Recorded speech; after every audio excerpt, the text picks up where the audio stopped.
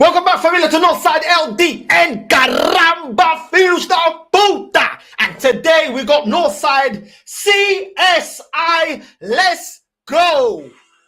Woo. Oh, come on. Who are you? Who, filhos da puta. Who are you? Who? Oh, Bhavs are coming for you. Oh, yeah, I'm coming for you. Oh, yes, I'm cursing you. You. Filo da puta, cause if you smell what the North is cooking, you filo da puta. Let's go. Let's run the clips. Let's go. Most prefer in the summer. That for me was a sign of faith in Ethan Wanyeri, who when looking at the Arsenal squad photo of 2024-25, is there to be seen a part of the first team Arsenal squad, alongside the likes of Aidan Heaven, Tommy Setford and Miles Lewis-Skelly. At 17 years of age to be asked to replace your captain is a lot of pressure, but Ethan Wanyeri is a player that thrives under it. Ever composed on the ball, able to thrive in spaces. In a world where you have Lamine Yamal starting at 17 years of age, you've got Zaire Emery starting at PSG, we are seeing a new generation of technical ballers arrive, which of course includes Ethan Wanyeri. At the same age as Cesc Fabregas broke into the Arsenal side. This filo da puta is daring to compare Ethan Wanyeri, that hasn't done anything, to players like Cesc Fabregas. Man are talking about superstars. Man are talking about players that have been there, done that. Okay, let's continue. Because we got all the clips. Don't worry, keep going. Skelly. At 17 years of age to be asked to replace your captain is a lot of pressure, but Ethan Wanyeri is a player that thrives under it. Ever composed on the ball, able to thrive in spaces. In a world where you have Lamine Yamal starting at 17 years of age, you've got Zaire Emery starting at PSG, we are seeing a new... This filo da puta is comparing Ethan, a player that we don't even know what level he is, and talking about Lamine Yamal. Lamine Yamal has actually won trophies for his nation. Lamine Yamal has actually won things as a starter for Barcelona. What is this filo da puta talking about? What is this podgy Rikishi talking about, bro? This flipping, I'm telling you, bro. This flipping cash and I'm fed up of this filo da puta, bro. I'm tired of this Snorlax talking rubbish. You dare to talk about Ethan and Lamine Yamal in the same sentence. You ain't even seen this guy play. Last time you saw Ethan play was against Bolton in the cup. You filo da puta. That's what I'm saying. But this is what this filo da puta likes to do. Gas up everything. I'm tired. Let's go, Rikishi. Generation of technical ballers arrive, which of course includes Ethan Wanyeri. At the same age as Cesc Fabregas broke into the Arsenal side, the question for Wanyeri is not about his technical ability, but can he thrive off the ball? Because losing Martin Odegaard, our press is gonna... No, the question is, can he actually be a starter? Can he even break into this team? Because Lamine Yamal can. Lamine Yamal, 17 years old, is getting into the Spanish team, is getting into the Barcelona team, is winning major honors, is pivotal to his team's winning. What's Ethan doing? Ethan's on the bench, bro. Ethan is on the bench, bro. On the Arsenal bench. We don't know how good this guy is, so stop overhyping. But at the end of the day, this ain't the first time this filo da puta has been overhyping young players at Arsenal. You also said this, yeah? You also said this, Snorlax. Forming Neymar, Mbappe and Messi. He's the 5th highest goal scorer in all of Europe and has more goals than any other under 21 player. Have you guessed who it is? No, it's not Gabriel Martinelli or Bukayo Saka. Say hello to Florin Balogun, the top goal. Florin Balogun. Man's comparing to ballers like Mbappe, comparing to ballers like flipping Neymar and players like that. Man was overhyping Balogun, bro. So you've been doing this bukaria because every single time it's an Arsenal player, you wanna overhype it. I'm sick and tired of this do-rag Russell Peters, bro. I'm tired of this filo da puta talking rubbish, using your channel to spew rubbish, bro. Overhyping Ethan the same way you overhyped Balogun, bro. That guy is not on that level. Where is he now? Why didn't you want him to stay at the club? How come the strikers that you put out on your channel, that strikers that you wanted to keep or to get us over the line, wasn't Balogun? What's this guy chatting about, bro? What is this guy talking about? Overhyping the youngsters once again. You don't even know his level. You don't even know his level yet. And you're comparing Ethan and putting it in the same sentence as somebody like Yamal. Putting Balogun in the same sentence as Mbappe and Neymar. Bro. I swear down, bro. That do-rag on top of your head is way too tight. It's stopping the circulation to the top of your brain. But let's keep going. Let's keep going. Goal scorer of Ligue 1 with 14 goals. Craziest part is he's doing it on loan for an average team who are sat 11th in their table. And now Mikel Arteta has a massive dilemma, because when you've got Gabriel Jesus and a firing Eddie Nketiah, the question then becomes, where Mikel Arteta's got a massive dilemma, because you've got a firing Jesus and you've got a really good Eddie Nketiah. Two strikers, yeah, that you no longer rate. Two strikers that you don't mention anymore, that you don't talk about anymore. Two strikers that you don't want at Arsenal anymore. Well, one's gone. One is gone. One of your boys is gone. Eddie Nketiah, a man like Eddie Murphy. He's gone. Jesus, you don't rate no more. But Mikel Arteta has a hard dilemma, yeah? Hard dilemma for two ballers that are dead. This guy overhypes every player. Overhyping Ethan, the same way you overhype Balogun, the same way now you use overhyping, you know what I'm saying? Jesus and Nketiah. Filho da puta, vai tomar no cu. One of the most disingenuous filhos da puta on the whole platform. And I'm tired of it, bro. Do you know what I'm saying? No. Now you're going to have to double down on all the pucaria you've been talking about, bro. Double down like your double chin. I'm tired of this, bro. I'm tired of this double chin Jay Sean talking rubbish, bro.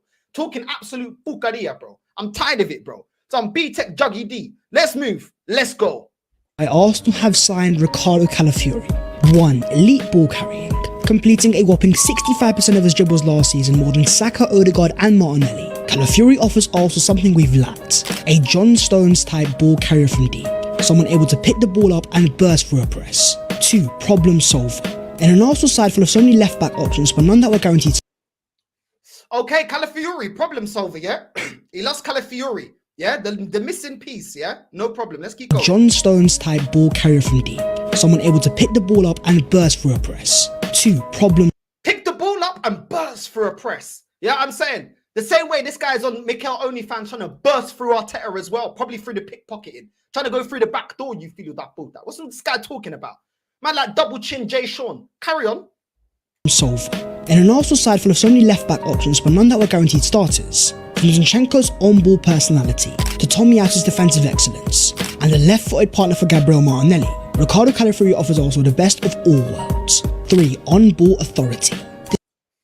He offers us the best of both worlds. Is that the Skittles talk that you man be doing? You know what I'm saying? Is that the pickpocketing talk?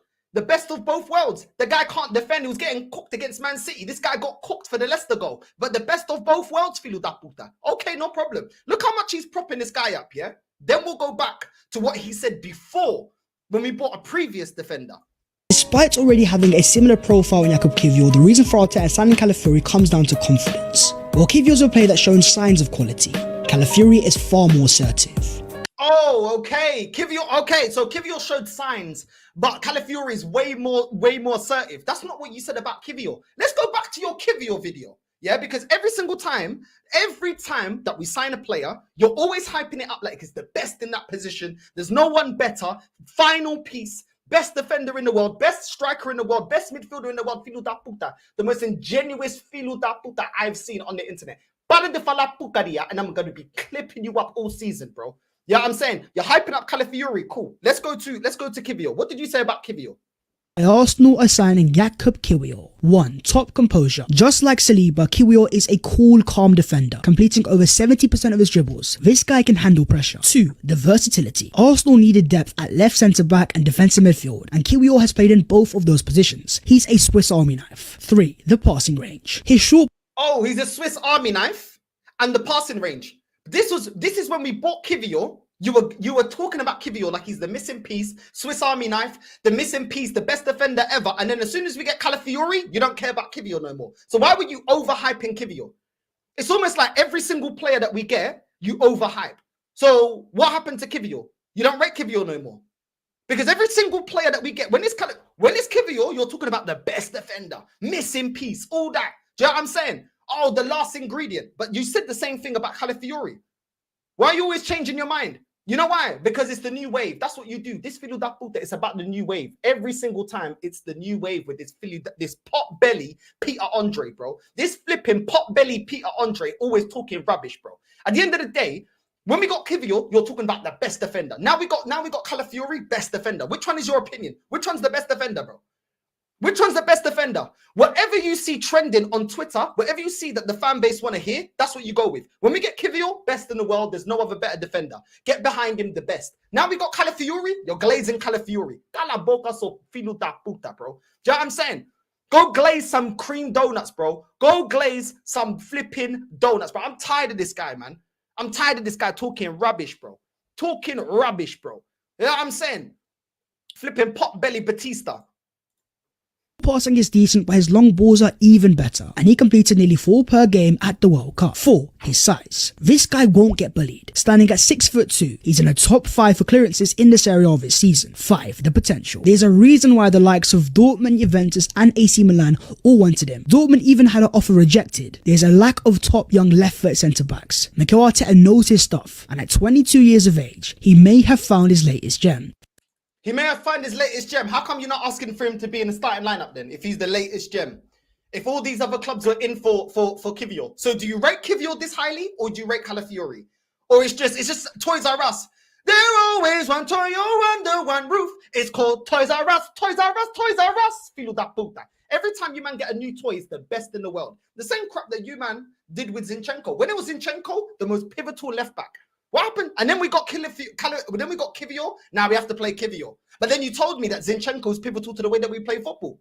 But now we got a new player. Oh, you know what? Zinchenko ain't that great. Yeah, you only ever want to admit that a player is not as great as you gassed him up when we get a new player. You only want to admit that Kivior ain't all that, like the way you hyped him up, when we go and get Calafiori. Then when we go and get another defender, oh, you know what? Calafiori ain't that great. This guy talks absolute bucaria, bro. I'm tired of it, bro. I'm tired. Yeah?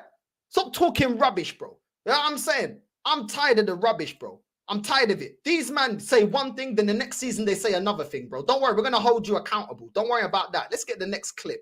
Let's get the next clip. I'm tired of it, bro. You know what I'm saying? I'm tired of it. Where's the next clip? Where's the next one? Let's go. Let's go. Run the clip. That Arsenal need to sign to win the Premier League. Starting off with Brighton's Leandro Trossard, who's out of contract at the end of the season. Then you have Rafinha at Barcelona, an ex-Arsenal. Okay, so you wanted Rafinha, you wanted Trossard, yeah? We're going through everything. We're going to set it back. We're going to slice it layer by layer, yeah? It's like Shrek and Donkey. It's like an onion donkey. There's layers. You know what I'm saying? It's flipping North London Shrek. It's an onion. It's got layers. You know what I mean? No, we're gonna take it back layer by layer, all the crap that you talk on your channel. Target who's not been a starter at Barcelona, and these guys need to sell players in order to avoid financial crisis. You also have Moussa Diaby at Bayer. Okay, so you wanted Trossard, Moussa Diaby, yeah? Trossard and Rafinha, okay. Leverkusen, who is another player Arsenal appreciates. The option could be Kairo Matoma at... Okay, so you wanted Matoma as well. Okay, bear that in mind, chat. Bear that in mind, the players that he wanted, yeah? Bear that in mind, the players that he wanted. Okay, let's run the next clip.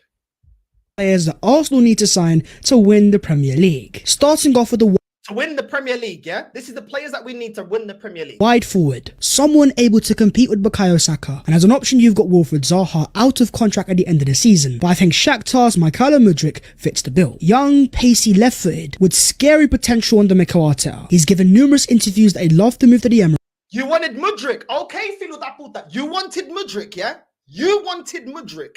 So you wanted Mudryk. You wanted Rafinha. You wanted Trossard. Okay, these are the wingers that you wanted. No problem. You wanted Zaha. Okay, remember he said this, yeah? Remember this filo da puta said this, bro. Do you know what I'm saying? Remember this Juggy D said this, bro. Yeah? Cool, no problems. Let's keep going, yeah?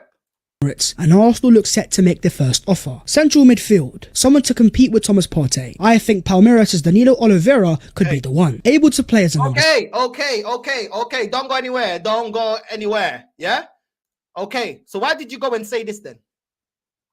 Controversial, but in my eyes I'm going to go as far as saying it's perfect. Mainly because of the deal itself.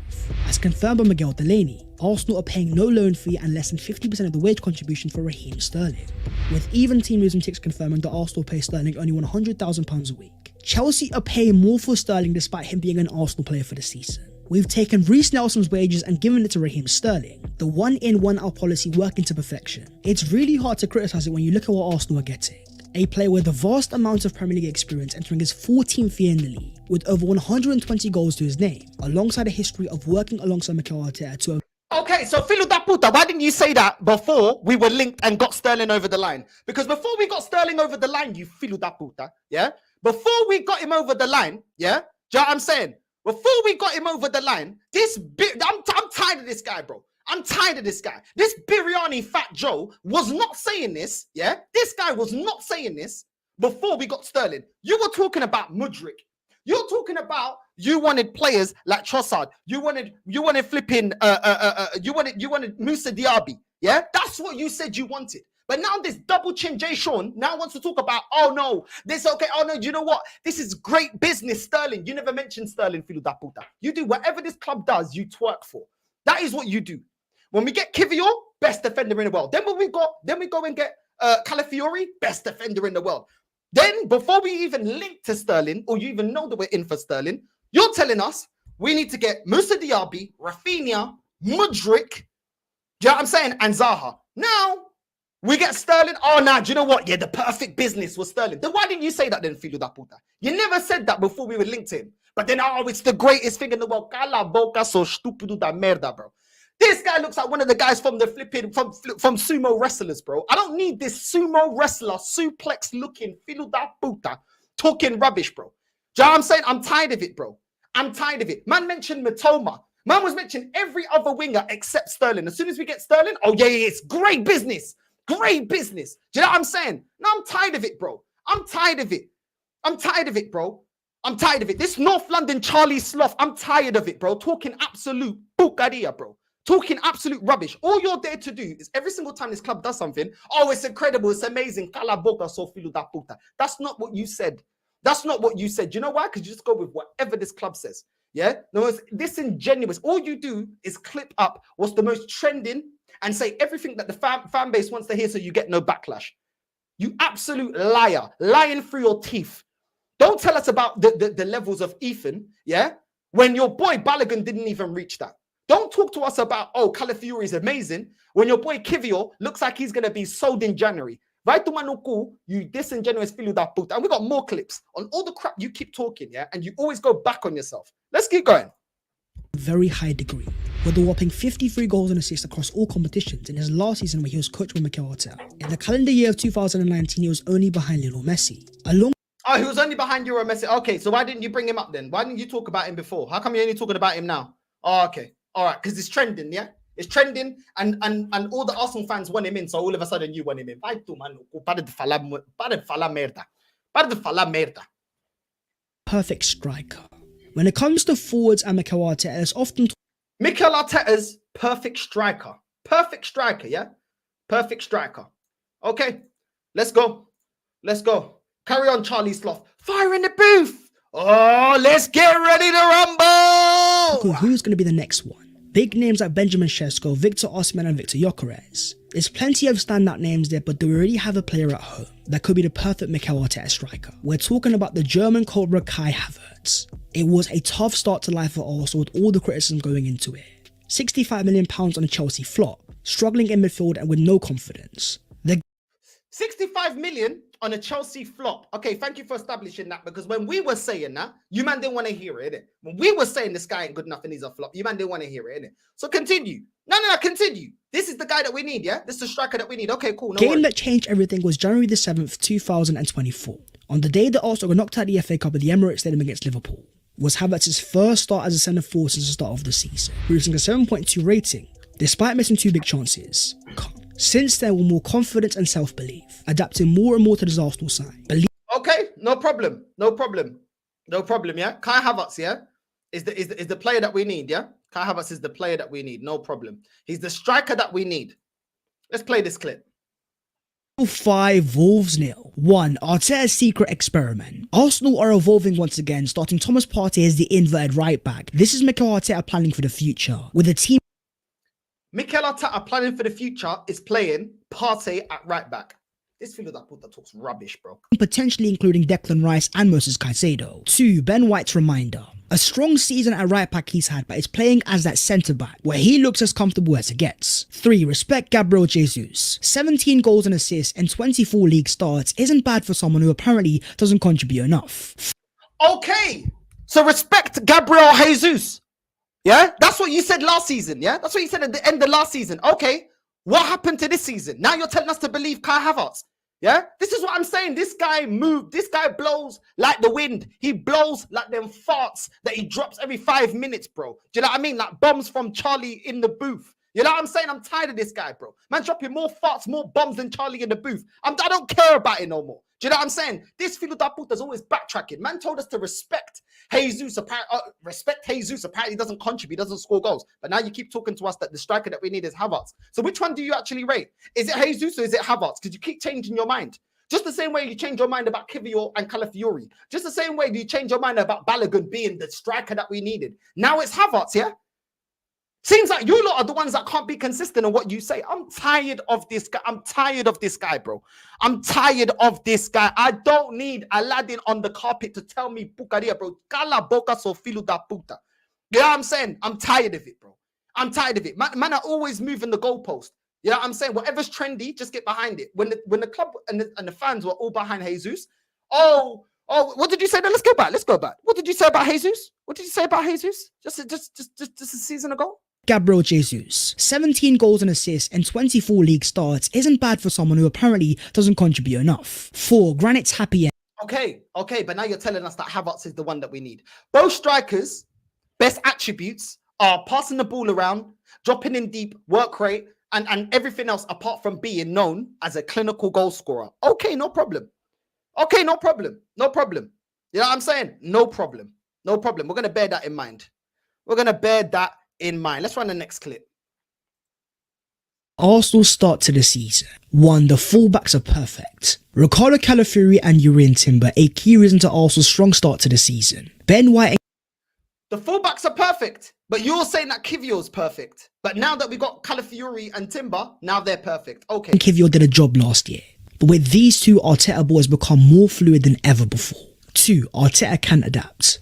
From not even talking about Tomiyasu to thriving without Odegaard, Marino and Ben White, where in previous years Arsenal fans are obsessed over injuries. This year we've become far more adaptable, with Mikel not scared to play pragmatic, alongside having the most versatile squad in the league. 3. Bukayo Saka is crazy. 7 games, 7 assists and 13 big chances created, leading Europe in all the creative metrics. In the absence of Martin Hearing all this hype, yeah? All this hype, no problem. Carry on. Odegaard, Saka is getting more of the ball than ever before. Responsibility that has made him inevitable. 4. The young game changers. From throwing on Wanyeri again. The young game changes. The young game changes. What game, yeah, apart from Bolton, what game has the youngsters actually changed, bro? What games have they actually changed? Did they get us over the line when we drew to Brighton? What about when we drew against Atlanta? The young game changers. What have they done? We talk about game changers, bro. You got a CD changer in the back of your head. What are you talking about, bro? Do you know what I'm saying? Man's always glazing these players that ain't even done anything, bro. Do you know what I'm saying? Nah, bro, I'm tired of Bhavs and his pucaria, bro. Yeah, I'm saying, bro, this Derely Dunker, flipping top gooner, Filo da Puta. Stop glazing this club. Go glaze the donuts, bro. Dunkin' Donuts, bro. I'm tired of this Filo da Puta talking rubbish, bro. What are you chatting about? What are you chatting about? What game have they changed, bro? We don't even know how good they are. What, because they played against Bolton? About young game changers. Young game changers. If this manager's so good at using young players, how come he didn't develop ESR? How come Lokonga ain't here? How come Reece Nelson ain't developed? How come Balogun, he got rid of Balogun? What are you chatting about young game changers? Against Spurs, the Miles Lewis scale against City. Mikel's trust in his youth has grown massively. Even throwing on Wanyeri in the must-win game against Leicester. Confirmation. His trust in the youth has grown tremendously. Bro, this guy's coming on with 15 minutes to go. What game is he starting in the Prem? What game is Ethan starting in the Prem? What's this guy chatting about? Talking rubbish. But don't worry, we got more clips, bro. Because everything he's saying, he then goes back it. He goes back on. We got all the things. We got all the pieces, yeah? No problem. No problem. Nottingham Forest 1, Arsenal 0. 1. Arsenal's collapse. In the business end of the season, the most pressurised moments, 9 points out of 24, 1 clean sheet in 10 games. We have fallen short miserably. 2. Arteta's mistake. Experimenting Kivior a left back when you've got Kieran Tierney sat on the bench in a must-win game. When you've got Kieran Tierney sat on the bench. So man was calling for Kieran Tierney to start games over Kivior within the last 2-3 seasons when we didn't win the league. Yeah? Where's your mention of Kieran Tierney now? But I thought you like Zinchenko. Man said instead of having Zinchenko, we should have had Kieran Tierney. Okay, no problem. No problem. Kels had a few howlers towards the end of the season. 3. Missing left wing. At 4. Costly errors. Yes, we've had injuries, but from Odegaard today to Ramsdale against Southampton, too many important players have slipped up in the most vital moment of the season. 5. Too many players have slipped up in vital times in the season. Okay, so why are we supposed to believe that these players are not going to bottle it again in the title race? When you've just admitted too many of them dropped their heads. Why? Why don't we go out there and get actual proven winners? Why don't we go get world-class players so that we can get over the line, to help these players get over the line? I bet it's okay. We got Sterling. He can do a job, even though you wanted Mudryk. He can do a job. Okay, no problem. Context. That's it, it's over. The title charge is no more. To beat City to a title, Arsenal needed luck, and to lose Saliba didn't help. But that's not the only reason. Our mentality to hold on hasn't been there. Arteta has not been able to adapt. There are clear areas for improvement, which I do believe Arsenal will make. I don't think this is the end of Arsenal, but for now... Oh, okay. Clear. Okay, no problem. No problem. Well, Eddie didn't get us a striker, so well done. Eddie didn't get us a striker.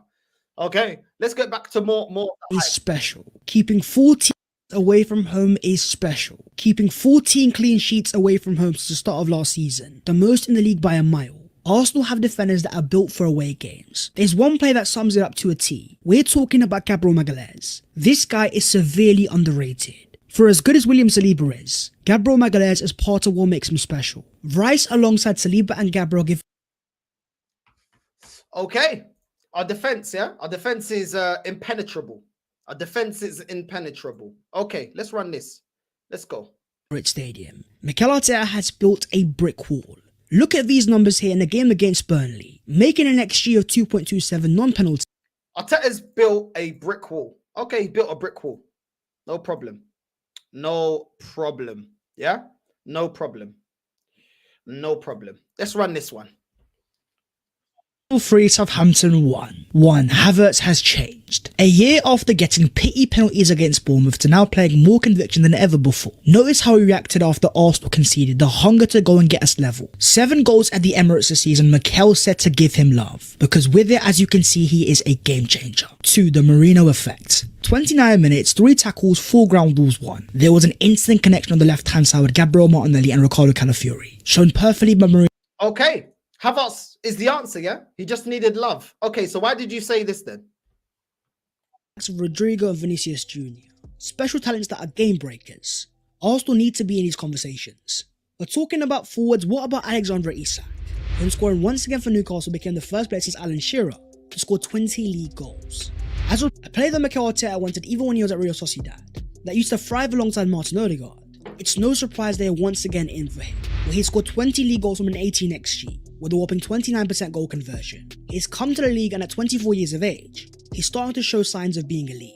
The concerns I have though is reliability. Just like Neto, Isak has had quite a few injury problems, missing a total of 10 games this year with a reoccurring groin injury.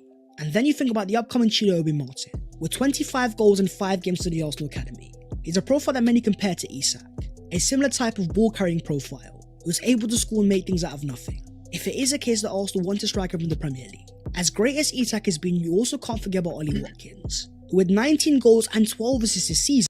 Okay, so you were just talking all this bucaria about Havertz. Oh, Havertz just needed love and he's the striker that we needed. But before the season started, like you just said in this clip, like your words, yeah, we needed to go out there and get Isak. What changed? What changed? Now all of a sudden you want to spin it to Havertz is the striker, is the answer. We already had Havertz. And you were saying that we needed Isak. Why do we need Isak? Oh yeah, Filo da puta, because we needed a proper goal scorer. So what are you talking about, bro?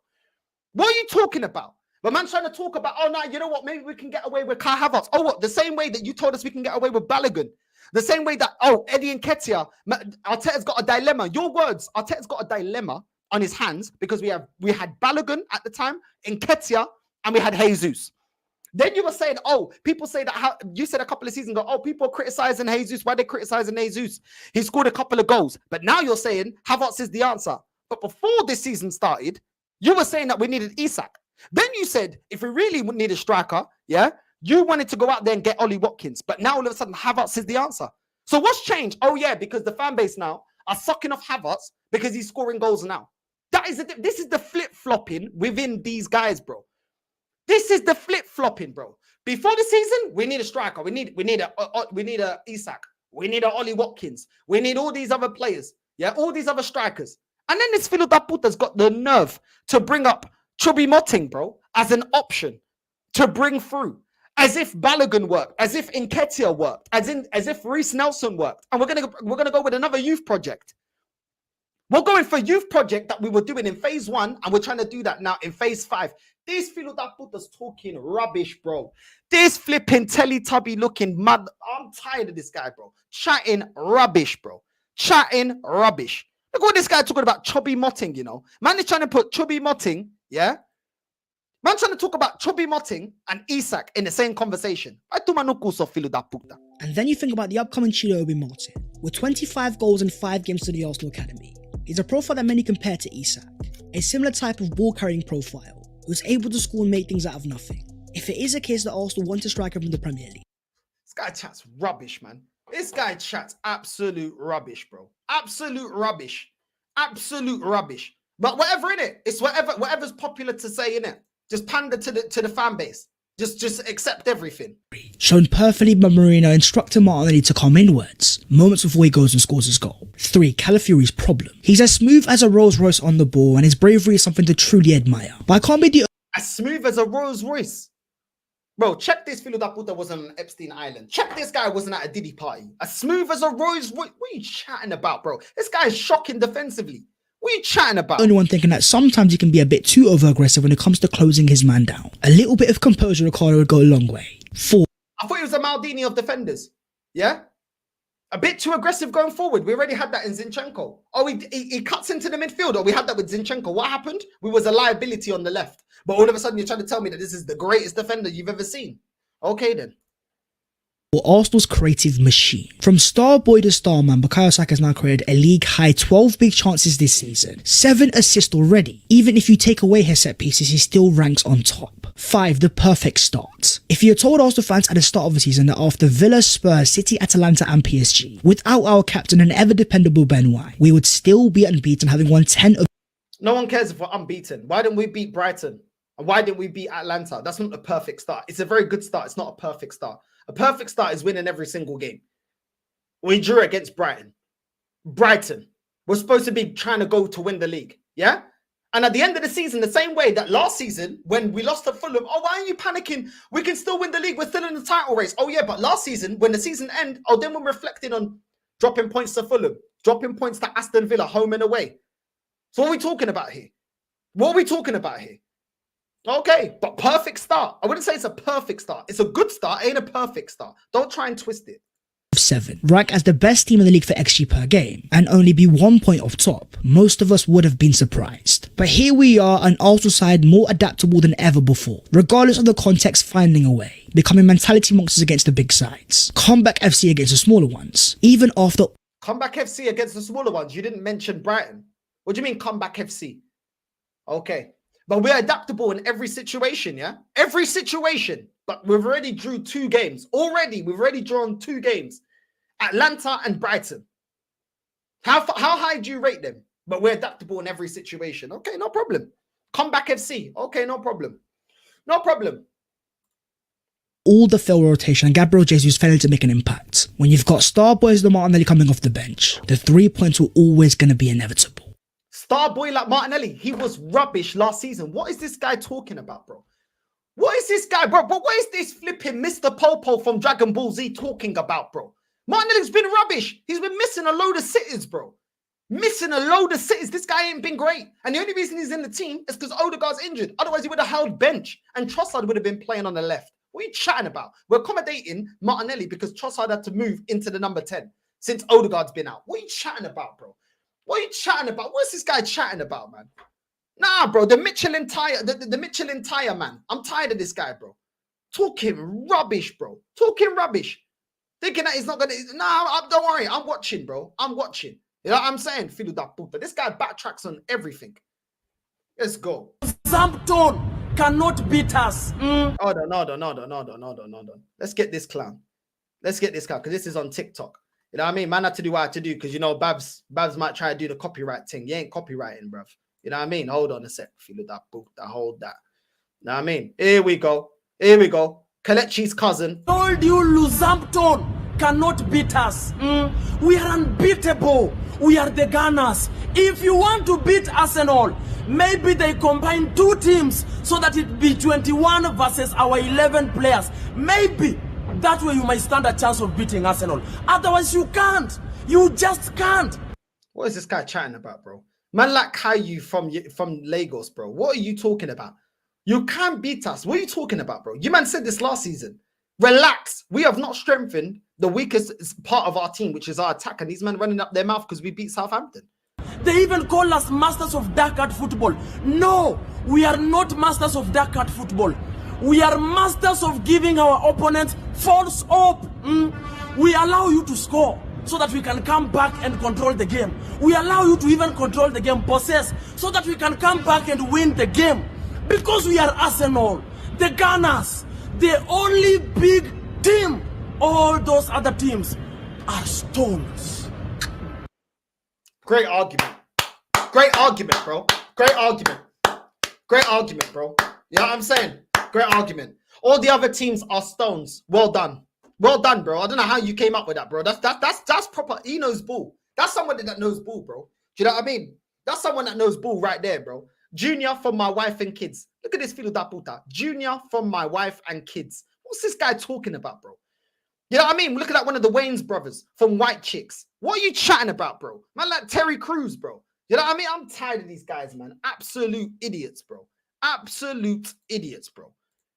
Absolute idiots.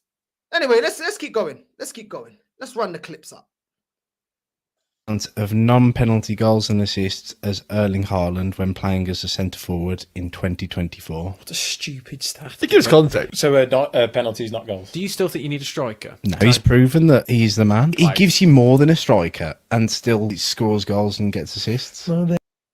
Okay, so Havertz gives you more than a striker. Isn't that the crap you man told me when we were saying that Jesus ain't a gunman? Oh, he gives you more than a striker. If he gives you more than a striker, how come last January we went into the transfer window looking for another striker, bro? Look at all these guys laughing at him. Look, all his boys are laughing at him, bro. Where's this guy? Look at this guy. Man looks like Lord Farquhar from Shrek. What are you talking about, bro? What are you actually talking about? How is Havertz give you more than a striker? As if Thierry Henry never used to bag goals and score as well. Do you know what I'm saying? But he's actually was scoring an elite level of goals. Birdcamp, scoring goals. Do you know what I'm saying? And also getting an assist. What are we talking about here?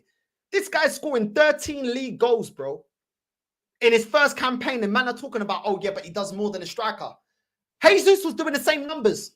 But then we had to go get another striker. Why do we need to go get another striker then? If Jesus gives you the same pucaria, what is this marica da merda talking about?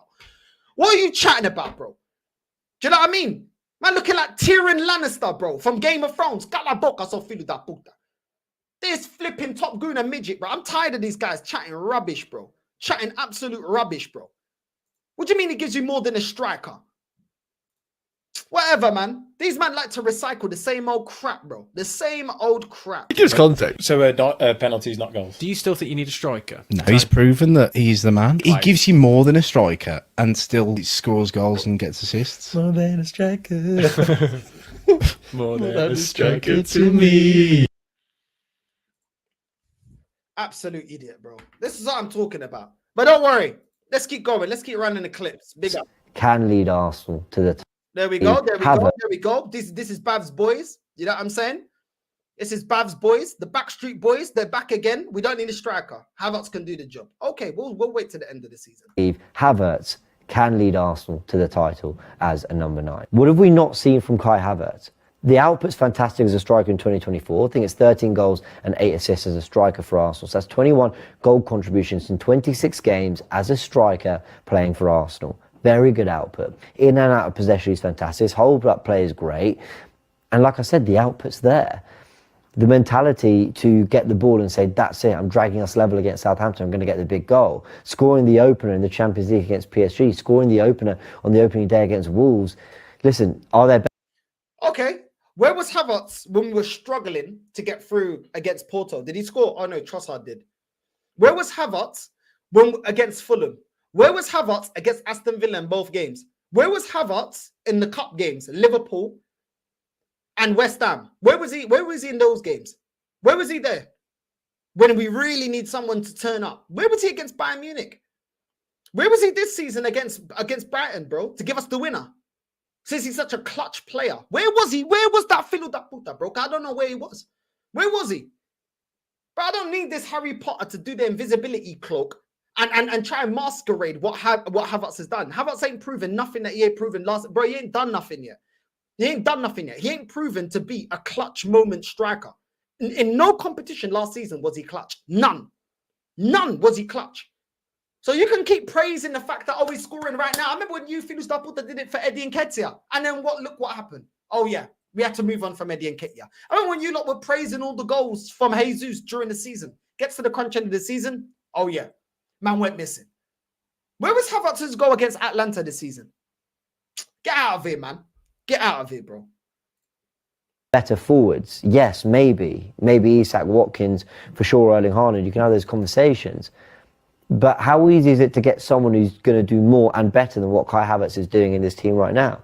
It's not hard. It's not hard. It's not hard, bro. Gyökeres can drop in deep, link up play, and score goals. I can say that because I watched the Portuguese league. You don't. So it's not that hard.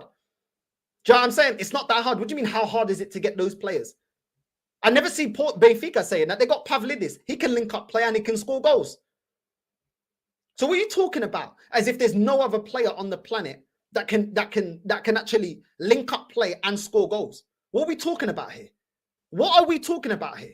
We've seen Ivan Toney being able to do that as well. Man could drop in deep and link up play, and he can also score bad boy goals. What are we chatting about? What are we chatting about? Kai Havertz ain't that great. Last season, Mateta scored more goals. Jackson scored more league goals. This is in the league. Ollie Watkins scored more goals. Isak scored more goals. Stop talking about this buggery about how hard is it. Dovbyk. Did you see the goals that Dovbyk scored? I did because I watched him. Man was banging in goals. 40 million, bro. Man went to Serie A. What are you chatting about, man? This guy's chatting rubbish, bro. I don't need this Jeremy Kyle flipping Graham Norton looking, feel that talking rubbish, bro. I don't need Ant and Dec telling me that we can't replace this guy. You man said the same thing when we had Jesus. Vai tomar no cu, para de me fuder a cabeça, pá. Para me fuder a cabeça. Talking rubbish, bro. Every single time we've got a player, oh, you can't replace him. You can't replace. But then we go and buy another player. Man, you man said the same thing. We couldn't replace Zinchenko. You man said we couldn't replace Jesus. Yeah, I'm saying, what are you chatting about? You man said we couldn't go and replace Martinelli. Then we've seen Trossard have a better season last season than Martinelli. Vai tomar no cu. I'm tired of it. I am tired of it. Shut up. Oh, these man chat rubbish, bro. So more BS from AFTV, boring. Chris would have scored more goals than Havertz. Let that sink in. Bro, that's what I'm saying, bro. Man are talking like this guy's a pinnacle of world football, bro. These men are idiots, man. Call them out Northside. These Filos da Puta have been finessing it all year. Bro, I'm tired, bro. I'm tired. Trust me, I'm going to be clipping them all up, bro. I'm telling you, bro. I had enough, bro. They backtrack and everything they say. They had the same chat that they got for Havertz. They had the same pucaria for Jesus. The same pucaria they were saying for Jesus. But now, because we got the new toy, it's okay now. Do you know what I'm saying? You know what I mean? This is what it is. Everything that is rotten at the club, starting from the foundation. Ownership ain't ambitious. The board is full of rubbish. Do we even have scouts? Don't get me started on management. Bro, facts, guru, man. Big up to everyone that's locked in, man. Big up to everyone that's locked in. Facts. Northside, did you see the news about Liam Payne passing away? Yeah, man, that was sad, bro. That was sad. I can't lie. Big up, Kai. That was sad. Havertz only had 2 good moments for us. This is what I'm saying, bro. These men are going on like this guy's clutch and leading. What did he lead us to? What did he lead us to? Nothing. So, bro, Northside, yeah, I saw that. No conviction from Havertz in front of goal. Bro, these men are happy because he's performing now. Okay, cool. Okay, no problem. Okay, no problem, bro. These men like gassing up purple patches. We'll see, innit? Crunch end of the season, we'll see where he's at. AFTV James was a mutant that said Arteta was coaching like Cruyff. The disrespect to Cruyff. Bro, I remember that. Cruyff tactics. Big up to Daryl, bro. Yeah, this guy's a tactician, bro. I don't know how he's not a manager, bro. You know what I'm saying? I don't know how he's not a manager. I'm telling you, bro. Man looks like a young flipping Roy Hodgson, bro. What's this guy talking about? This AFTV flipping 20-year-old Roy Hodgson talking rubbish, bro. Talking rubbish. Yeah, what about Jogan Cruyff, about Cruyff style? Now we're doing the dark arts. Get out of here, man. If Havertz was good as these men are saying, I would have been crying when he left, especially going to a rival. Exactly, bro. You know what I mean? You definitely needed a gunman, either a left winger or a striker. Depends if you play false nine or not. Elise would have been, but we know this, bro. But they're trying to gaslight the thing. Man like Roy Hodgson trying to gaslight the thing. I'm not hearing it, bro. I'm not hearing it for Roy Hodgson, bro. You know what I mean? I'm not hearing it, bro. I'm telling you, bro. That's what I'm talking about. You know what I mean? Nah, I'm tired, bro. You know what I mean? I don't care, Filho da puta. I know that you're playing a game, Filho da puta. I will talk about whatever I want to talk about. If you don't like it, hold that. Disingenuous. Every single time we buy a player, you overhype it, but then you're gassing up another player the other day. Tell the truth. We haven't bought a striker. The bench is on my pucaria. We haven't got the midfield that we need, yeah? And this isn't a masterclass. We were playing defensive football last season. Don't talk pucaria to me, bro. Do you know what I'm saying? But you know it's going to get you clips, and you know it's going to get you views, and that is why you're doing it. Disingenuous, bro. Disingenuous. You know there's aspect of this club that needed to be improved. And all you do in your channel is sit there and report everything's amazing. 5 things we learned about Arsenal. Then it comes to the end of the season. Why don't you come back and say that we are right? Yeah? Why do you come back with the apologies, bro? Because I'm tired of it. I am tired of it. Raise the standards, bro. This club has not been good enough. This club for 20 years, every single time we need to buy a player, whether it's in Leicester, the season that we didn't win the league against Leicester, yeah? You man don't call it out. Then we're going up against Man City. Man City have had injuries for so many seasons. We didn't go and get over the line what we needed to. I'm tired of it, bro. You know what I'm saying? Yeah, you keep talking, bro. You know what I'm saying? Filho da puta. And I'm going to keep calling you out. Don't care, bro. You know what I'm saying? What's man talking about, bro? What's man talking about? You know what I mean? No, I'm not hearing it, bro. I'm not hearing it, bro. Nah, bro.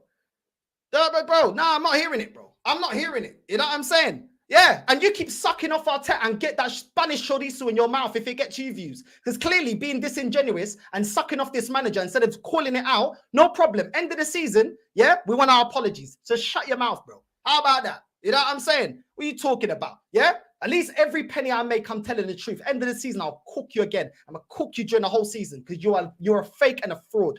Yeah, that is the reality. You're not saying the truth. Every season for 20 seasons, we have not got over the line because we don't buy world-class players. We don't push to be the best. And all you do is sit there and tell us, Kivior's the best.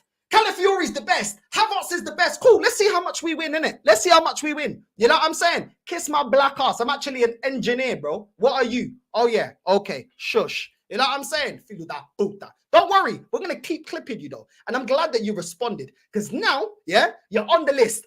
Well done. You've made the list, Filho da puta. You've made the list. I don't care if you talk about me if you don't. Nah, shut up, bro. I want to be disrespectful. Kiss my ass, bro. You know what I'm saying? Kiss my ass. Nah, bro. Bun him, bro. You know what I'm saying? Nah, bun him. Nah, I'm not even chatting to him. Yeah? Keep making my pennies. I'll keep making my pennies cooking you then. You know what I'm saying? I'll keep making my pennies cooking you then. Nah, I'm tired of it, bro. I'm tired of it. Every single time, every player is the missing piece. Shut up, man. Gassing up Charlie Patino, gassing up Eze, gassing up Nketiah, gassing up all these players that fall short, gassing up flipping Nketiah. Kiss my ass, bruv. You know what I'm saying? This ain't my main job, so you can kiss my ass. You know what I'm saying? No, I'm tired of it, bro. You know what I mean? I'm tired of it. And I can see you're bothered, because if I'm so irrelevant, why are you here? Oh, yeah, because you're bothered. You know what I'm saying? Because you're bothered, bruv. You've made the list. You know what I'm saying? You've made the list. But anyway, it's too irrelevant. So why you want to jump on? Too irrelevant. Too irrelevant. You know what I'm saying? Too irrelevant. But anyway, let's keep going. You know what I'm saying? You know what I'm saying? No. We don't need that. We don't need that video. We don't need that video. Don't worry. You know what I'm saying? It's Filho da puta. Good. I hope you're rattled. I hope you're rattled. You know what I'm saying? No. If you were trying to talk, you would have come on some respectful. Do you want to be disrespectful? I'll be extra disrespectful. No, I'm not hearing it. I'm not hearing it. But anyway, let me carry on making my pennies. Let's go. Me and speaking to me about if he doesn't win a trophy this season, is it time to look for a new manager? I think we've got to enjoy the journey, right? I mean, there's only 4 trophies available, right? We're up against, you know, money grabbing, cheating bastards. FC. What? Best way to put Straight to the point. You know what I mean? Well, you know what I mean? If we just say, You know what? Fuck it. Let me send him the link. Hold on. Let me send him the link. Only Bhavs. The only one that gets on is Bhavs. We'll have a conversation. Bhavs, I deleted it. But you know what? Go on. Go on. We'll get you on. We'll get you on. You want attention. We'll get you on.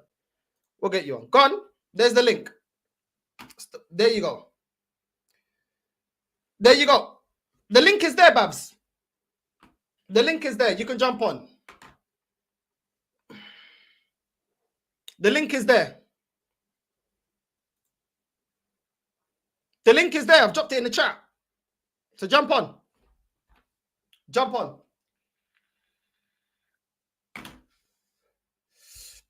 The link is there. I just dropped the link. Let me pin it again. Where is it? Hold on. Hold on. Let me pin. I can't pin it there. It's in the chat.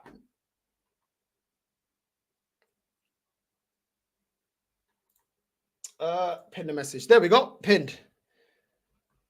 Right, it's pinned. It's pinned. You really wanted to jump on? Jump on then. Jump on then. The link is pinned, bro. Everyone can see it. The chat already can see it. The link is there. Where you gone? Where you gone? Okay, cool. Let me turn on this camera. Let's go.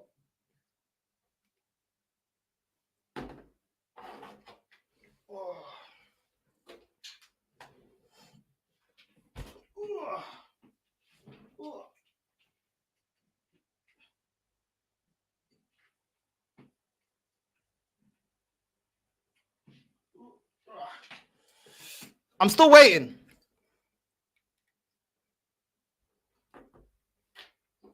One sec. Let me top up my Coca-Cola and I'll be back. Hopefully I'll see you in the background.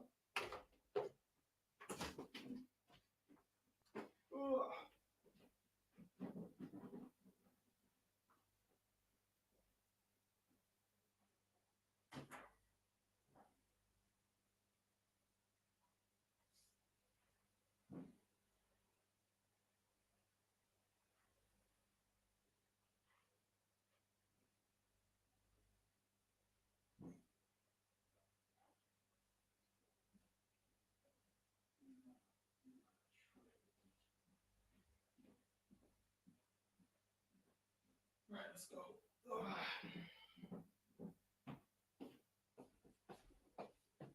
You're not backstage. Where's this guy? I thought you said you're jumping on. I thought this guy was jumping on. I thought this guy was jumping on. Look, let me just show, because I don't lie. Let me just show. Look. Oh, you got the time anyway. You guys can see the time. Okay, he's here. Let's go. Right. Chat. Let him have his say. Let's keep it respectful. He was rude. I was rude. We're gonna have a talk. We'll keep it respectful. Let's go. Bhavs, have your say. What's that, bro? Can you hear me? I can hear you. Calm. Right, so listen, I was just banning my day, right? Brother walks in, he's like, someone's doing a video on you. I was like, who's doing it? And I see that obviously you got me on the title and stuff. Now, let me be completely honest, bro. Now, you've said, well, I haven't messaged you before. If you've checked your Instagram DMs, I voice noted you months ago, end of last season, saying, listen, I didn't appreciate you doing a video on me. You can check it right now as well. I don't get the whole cooking. And listen, I don't mind you cooking my football opinions. Football's football, innit? But you were calling me this, Ali G that, violating my durag, violating me personally, calling me fat as well, right? Listen, if you're going to go personal, then it's different, innit?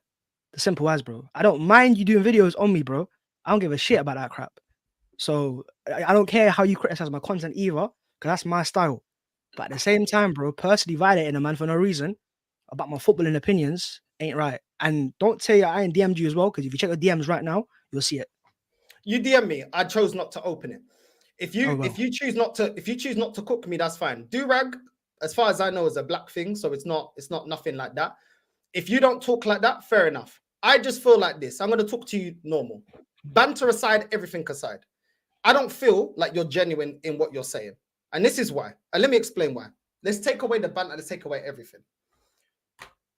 Every single time we sign a player or there's a young player, you hype them up like they're going to be the next superstar. You were hyping up Balogun, and this guy did not succeed at this club. You've spoken about younger players like Charlie Patino before they've even proven anything. When we're buying Kivior, you're talking about final pieces, and this player is going to be the greatest defender and this and that. Then when we get another one, like Calafiori, you're talking about missing pieces. I don't think it's genuine. Most of these players that we're buying from abroad, we all don't watch them. We don't know how great they are. The problem is this. The difference between content creators like me and yourself is that we had things that we needed to address, and this club has not addressed it. You're talking about now, I saw your video, you were talking about Kai Havertz is now the striker that we need. That's a load of BS. The guy has never proved himself in the Prem. Last season, he had 13 Premier League goals, which was the same as Jesus. When we're talking about link-up play, we had it with Jesus, and it wasn't enough to get over the line. We needed a clinical goal scorer. We needed that going into January last season. And to be honest, we needed a clinical goal scorer going into when we got rid of Aubameyang. We never replaced the goals of Aubameyang as a striker. What I don't understand is why every single time a youngster comes through, he's the next star. Why every single time we don't get over the line, it's a new evolution of the tactics. We've been playing this defensive football before we started playing really good attacking football 2 seasons ago, and we haven't got over the line. When you're talking about scoring goals from set pieces, best defense in the league, we've done that already in these title races, and we've come up short. We had an amazing defense last season. It wasn't enough. What we needed to address is getting clinical players and world-class players, which I was told by people that see Arsenal the way that you see it, that Champions League will bring that. We don't go and address that. We've got a lot of rotation in defense, but we don't do it in attack. Before the season started, we said, who's going to rotate with Odegaard? Because Ethan ain't good enough. Fabi Vieira ain't good enough. We got rid of a load of our attacking players, midfielders and attackers, and we have not replaced them. And because at the moment the going's good, everybody's blindsided to that. But the reality is, this is going to come up to catch up with us. We don't have a clinical goal scorer. We don't have players that turn up in clinical moments in the cups and in the league. The bench is not fixed from when people told us that the bench was fixed every single time we go into a transfer window. And because we're making it work at the moment, people think it's okay. We're playing an out of form Martinelli. He's not been great. He's been missing a lot of sitters in games. But because he gets a heap of chances and he scores, oh, it's okay. Okay, what if we get another injury? Nothing has changed at this club. And what annoys me, my anger, and I'm going to let you go now, and I'm going to shut up. What annoys me is, I don't think it's genuine to be telling, you're a big channel. Nobody's going to deny that. Yeah? You can say whatever you want about my channel. That's fine. You're a big channel. You've got a big influence. I don't know how old you are, but I was born in 92. I've seen 3 league titles. And I've also seen this club and the failures after 2004. And you know what the failure's been, Bhavs?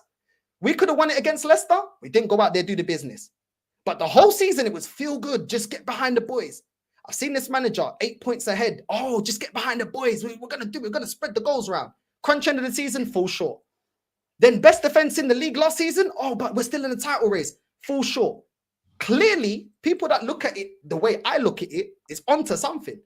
Because we keep on bottling it, bro. And we're bottling it because as fans, we accept bare minimum and we try and jig everything together, and it doesn't work at the end of the season. But you can go ahead, obviously.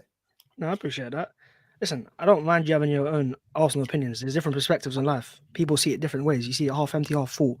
I'm more on the half full side of things, where I see my club improving every single year. You know, I ain't fortunate enough to see the titles that you've seen. You know, I was born in 2000. I've seen only 1 or 2 titles.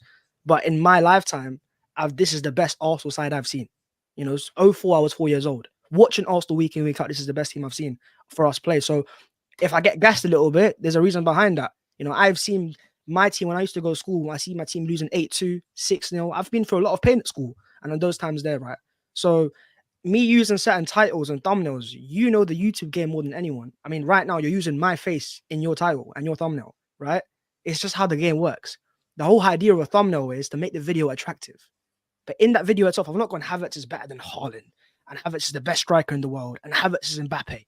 I've said that I think Havertz right now is perfect for what we need. And I gave reasons behind that as well. I always give 5 reasons behind that, to be honest. But there's reasons behind that. I've never once come out and said, I think this guy's the best player in the world, and there's no reason behind that. I always give reasons behind what I say. It's always logic and it's always sensible. Now, if you don't see it that way, you don't have to watch it. But clearly you are watching it, because if you weren't watching, you wouldn't do the video on me right now. So listen, I don't mind you. I don't mind you using my. I don't listen. I do not have any fucking reason for you to stop using me in titles and thumbnails. I don't give a shit about that. I'll be real. But I don't like a guy going personal on a man. I don't give a shit about what you see football and I see football. It's different. I don't give a crap about that. We can have different opinions. There's a reason why I don't watch your content, and I hope you don't watch my content either, because you clearly don't agree with it, right? But the whole personal stuff, and you know, before I was in this chat right now, come join the chat. Bro, I'm coming. You asked for the link. You did ask for the link. Yeah, because I wanted to chat to you properly. I don't want to come on your stream, by the way. Not today. When I DM'd you, and you haven't opened it, it's your personal choice. But when I DM'd you after what the Bayern Munich video did on me, right? End of last season. That's where I wanted it to be. I even spoke to Dan. I spoke to Dan saying, listen, man, I didn't appreciate that. And I know Dan speaks to you more than I do. So I don't want to go on this whole petty stuff coming on streams and starting to violate a man on his own channel.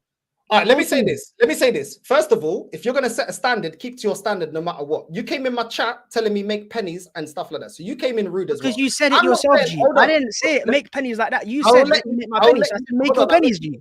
I will let you finish. Hold on. Let me just make this point, because you said your bit. Let me just land this point and you can talk, and I won't interrupt you. You came on saying make your pennies. You were being rude as well. At the end of the day, when I'm talking about a do-rag, it's a black thing. So it's not, don't try and make it like a race thing or anything like that. Okay, when I'm talking about, you've never spoken about me. You've never spoken about me. The thing, yeah, that I look at it is like this, yeah.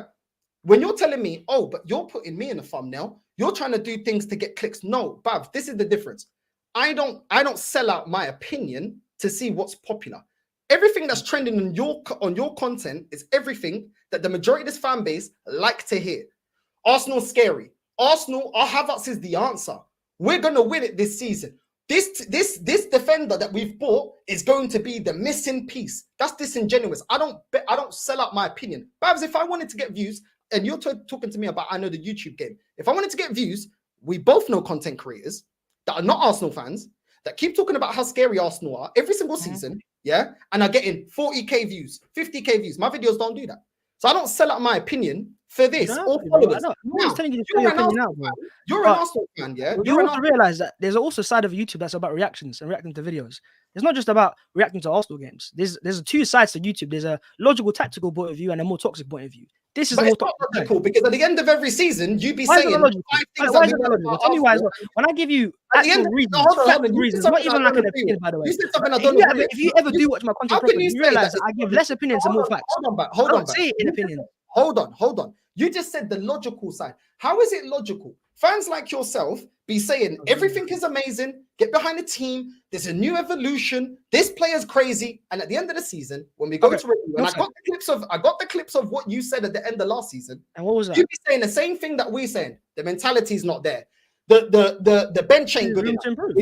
We didn't do enough work. So at the end of the day, respectfully, don't downplay the way that we look at football, because at the end of the season, downplaying it. There's two sides to it, but I see it as toxic. My perspective on that, bro.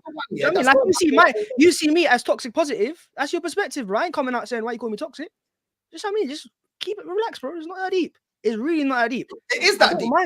For me, I don't think it's that deep, bro. And personally, if you think my football opinions are not what I'm putting onto YouTube, what you think behind the scenes, I'm just going, get Arteta out.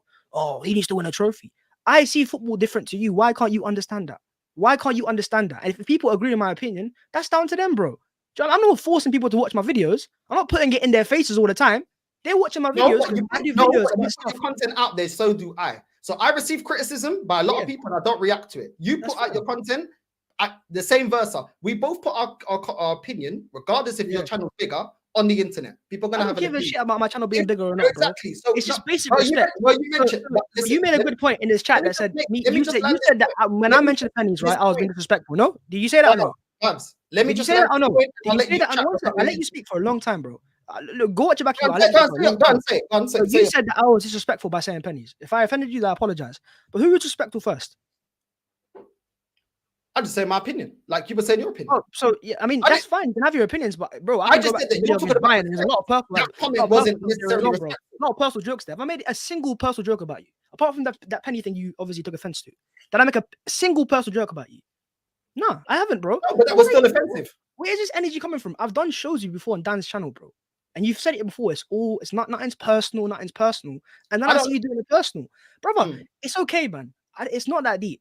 Just relax, bro. It's For not me, that it's that. For me, it's that deep. That's the deep. way we Fair see enough, it. bro. For me, it's that. For me, yeah? I'm telling you right now, if you're gonna put me in your thumbnails, my image in your thumbnails, and use my videos in your videos, whether it's to boost you or not to boost you, if it's your opinion or not your opinion, if you're disrespectful, then I will claim it, bro. Simple as.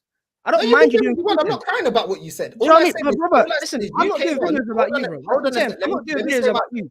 I'm letting you do your own thing, bro. You've got your. Let me say my bit. You ain't let me say my bit. If you're gonna talk about let's not be rude, then don't go in my chat and then be rude. Yes, you wasn't talking about my appearance. People talk about my appearance all the time, telling me I look like Van Dijk. Yeah. So it is what it is. It is what it is. If you took that personal, that's not my intention. If you took it like that, then you took it like that. At the end of the day, yeah, this is my opinion. Let's go back to football. Let's go back to football. By the way, you muting my mic like that. Let's talk to football. Let's talk, yeah, because you're not letting me finish what I gotta say. Go on, do your thing, bro. I let you speak for a long time, but go on, do your thing. Every time okay, I will do my thing. As I was saying, at the end of the day, you're talking about you look at football a different type of way. But at the end of every season, after all that glazing about we're amazing, you're the one saying 5 things we learned about Arsenal end of the season. Oh, we needed this, we needed that. This wasn't good enough. That wasn't good enough. So if you keep seeing this, man, you know the tweet, bro. The whole point behind it is if we've fallen short, let me land my point and you can speak. I'll mute your mic. Let me land my point and you can talk. Let me land my point. You're the one, after all this love fest for this manager, you're the one at the end of the season going, rah, we learned all these things about Arsenal, and all these things are the people that Arsenal fans like myself that you say it's not that deep. We are corrected. Why is it that you don't approach the next season saying, do you know what? We fell short in the squad. We fell short in having winners. We fell short in having world-class players. Why didn't we actually go out there and address that? We needed a striker. They didn't turn up in the crunch end of the season. Do you know what? Let's go and get that. Do you know what I'm saying? Why don't we go out and address that? But you continue to do the same thing as last season. Oh, we were scary last season. This is we're scary again.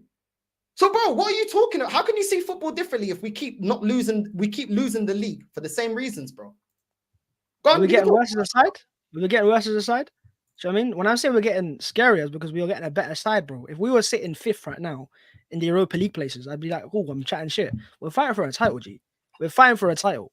And we've not done that pre-Arteta for a long period of time. That's why I'm saying that.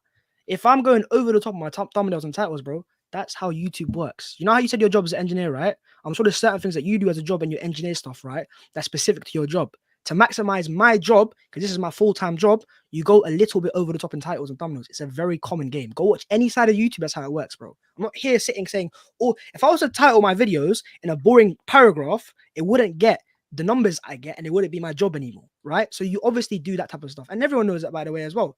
And you know that more than anyone. You're using my face in your thumbnail. My face, by the way. You said, oh, you're using Arteta for things. I'm using Nico Arteta. You're using Bhavs 14, bro. You're using me. Yeah? Just know you're using me, bro. So go on, do your thing. The same way that you use AFTV. What's the difference? Yeah. Whenever you use AFTV, thumbnail, go on, try find me one. Go on. Did you not work for AFTV? I used to work as an editor, yeah, when I needed a full-time job. Okay, cool. So how's that using AFTV? You use their connections. So you didn't use their connections. How is that using AFTV? By the way, go on. How is that using AFTV? So I used to work on their channel. So wait, when I left school at 18 and I wanted a job and I got offered a chance to work in the Arsenal YouTube space, is that a bad thing? I never said it's a bad thing. Yeah, so you're saying I used AFTV. I never said I used your word. You said I'm using you. Yeah, and I have not used the last time I had Robbie in my thumbnails in 2020. Did you even have a channel in 2020? Probably not, right? So a long time ago. I've worked very hard to make my own name in the space. I don't want to hear nothing about because of AFTV and using people. Yeah, I've not used you in a thumbnail. I've not used Friend in the thumbnail. I've not used Robbie in the thumbnail since 2020 or Troops or DT, right? None of these guys. It's myself, bro. And if you don't want to respect that, it's your personal choice. Do you know what I mean? But clearly you do. Well, it is what it is. What I'm going to say is this. You're talking about, oh, we have to make it exciting. You don't need to sell your opinion down and go with the masses, which is exactly... I'm not selling the opinion, bro. You're thinking that. That's what I'm trying to say, bro. Or I'll meet you. Let me talk or I'll meet you. Go for it. Let me talk. Yeah, we'll talk. Let me talk or I'll meet you. I'll meet you, bro. Go on. This is your channel, bro. Make sure you meet me. Go on. You can get muted. Simple as that. It's my channel. So as I was saying, you can be as condescending as you want. Everybody can see through your crap because you've been doing it for enough years. That's the reality about it. You're saying about I see football the way I see football. No, you see what's trending on Twitter and you go with the trend. That's exactly what it is. You're talking about me about being an engineer. Yeah, I don't keep installing a boiler in the wrong way. That's called being stupid. Yeah, if I can see that it doesn't work, if I install a boiler upside down and it ain't turn it on, well, maybe I'm doing it wrong. If you keep talking about Arsenal are scary every season, and yet we're full short because we need a striker, and then you talk BS about, oh, but we got Kai Havertz, but we had him last season. Where did he get us over the line? Why are we talking about we needed a clinical striker, but then you're trying to move it as, oh, but he's performing now. Who cares? We've seen in Nketiah, when we needed to get top 4 against Spurs, and Nketiah was performing. Everyone's, oh, shush, where's your apologies for Nketiah? End of the season, we lost that top 4 to Spurs. Because Nketiah doesn't perform on a consistent basis. Let me ask you a question. You've seen for long enough. You've been doing this longer than me, yeah? Yes, some people do choose and decide to go with a certain narrative to get views. But at the end of the day, if you can see the betterment of your club, you need a striker, you need a proper bench. Why do that, bro? Why not stick to the reality of the situation? One sec. It's only because we're better. That doesn't mean we have no room to improve. If that's the case, then I will stop doing any transfer videos going into the future. Obviously not. There's always room to improve. If we do a video tomorrow about Arsenal needing a new striker, it's because we can add that on top of what we already have. You don't have to always be, okay, if it hasn't worked, these man, you have to scrap them straight away. If this is Wenger's Arsenal in 2018 or 2017, I understand it. Or Emery's Arsenal as well. But Mikel's Arsenal is a lot better than those sides right now, right? A lot better than those sides. Come a long way as well. We're a lot closer to a title as well. I'm seeing the right direction personally. I know that you want to get over the line desperately, and that's perfectly fine. You know, we want to try. So do I. I want to win a title as well. I'm not going to people saying this year my goal is to get top 4. I'm saying my goal is to win a title, and I've said it on numerous channels as well that I want to win the title, and that's my goal for Mikel Arteta. So when you got your standards, bro. You got your standards. You got your standards. When do you give him to win a title? Let me ask you a question quickly. Let me ask you. No, but let me ask you a question. When do you get? No, I'll ask you a question. When do you give him to win a title? Let me ask you a question. I asked it first. No. You're not. I asked you a question. So answer my question. I'm trying to be nice and respectful here, bro. I'm asking you a question. Like I was in your DMs as well, personally, bro. All I'm saying, bro, is I want to ask you a nice little question. No, you're not gonna ask because I asked you a question, and then you're ask me a question, bro. Let's make it a Q&A with Bhavs 14. Go on, change the title. Do you expect this manager to get over the line to win the league? Why are you avoiding that question for? To ask well, I expect him to go over the line this season.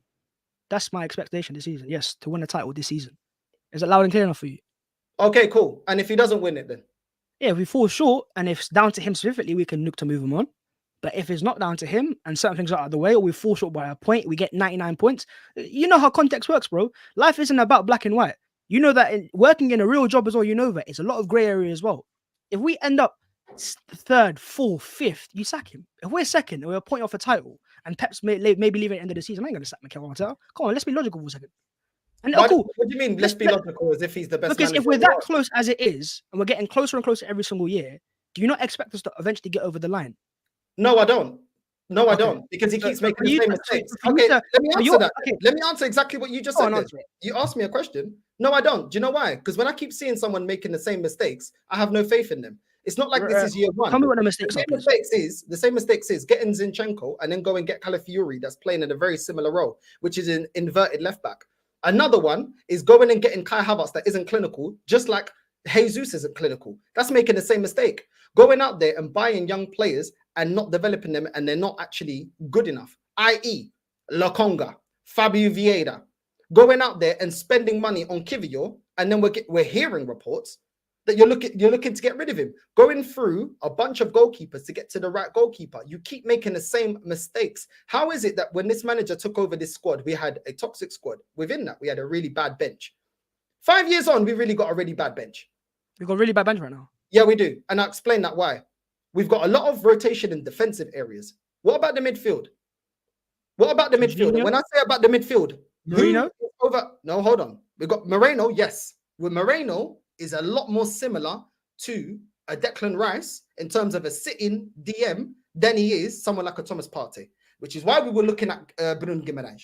We didn't get Bruno Guimaraes. So we don't have somebody to rotate with Partey to do his job. Then you look at Odegaard, you've got Ethan. That is a player that has potential, but we don't know his level yet, which is why I want him to get more games. I want to see his potential because he's the second choice. Decision made by the goalkeeper, the manager. You look at the left-hand side, you've got Martinelli and you've got Trossard. That's good rotation quality. But then when you look at Saka, don't tell me that Sterling's good enough. not only his numbers have been declining in the last 3 years, his performances have been declining in the last 3 years. This is not a player that we wanted. Then you look at the striker option. You've got Havertz, that isn't a clinical goal scorer, backed up by Jesus, that is not a clinical goal scorer and gets injured at the end of every season in the last couple of seasons. How is that good rotation? It's not good rotation. The defense has good rotation. It's not perfect rotation. You want perfect. That's what you want. You want perfect rotation. You want Vinicius Junior behind Bukayo Saka. You want Kylian Mbappe behind Kai Havertz. You want Rodri behind Rice. That's what you want. Let's be real. You want, you're playing FIFA. I never said what I want. Let me ask you right now a question as well. You talk about perfect rotation. Who's the best side in the league right now? Who's the best side in the league right now? Who's the best side in the league? Don't put words in my mouth. No, don't put Who's words. the best side of the league right now? I'm asking you a question. Hold on. Who's the best? You don't answer it. Fair enough, man. Go on. Don't put words in my mouth because I never said Who's the best side in the league right now? Man City, right? Who've they got behind Rodri? Who've they got behind Rodri? You're not going to do that. You're not going to do that. I did not say that. So don't put words in my mouth. Man can unmute whenever I want. You realize that, yeah? You want to ask me about who I wanted in the squad. You can do it all that you want. We could have had Dovbik for 40 mil. That's a striker that could score goals. Then we could have went and got Sergio. We could have got Conceição. And I'm Portuguese and I watch that league. I know he's good enough. We could have went and got Pedro Neto. Both of them are better than Sterling. We could have went and got Dani Olmo, which Barcelona took a long time to get him over the line because they had a loophole in La Liga to get him over the line. These are not players you have to break the bank to go and get. So don't tell me and try to be doing a condescending thing about, oh, this guy wants Vinicius. There's better players. There's good players out there. Have our depth improved the last 3 years?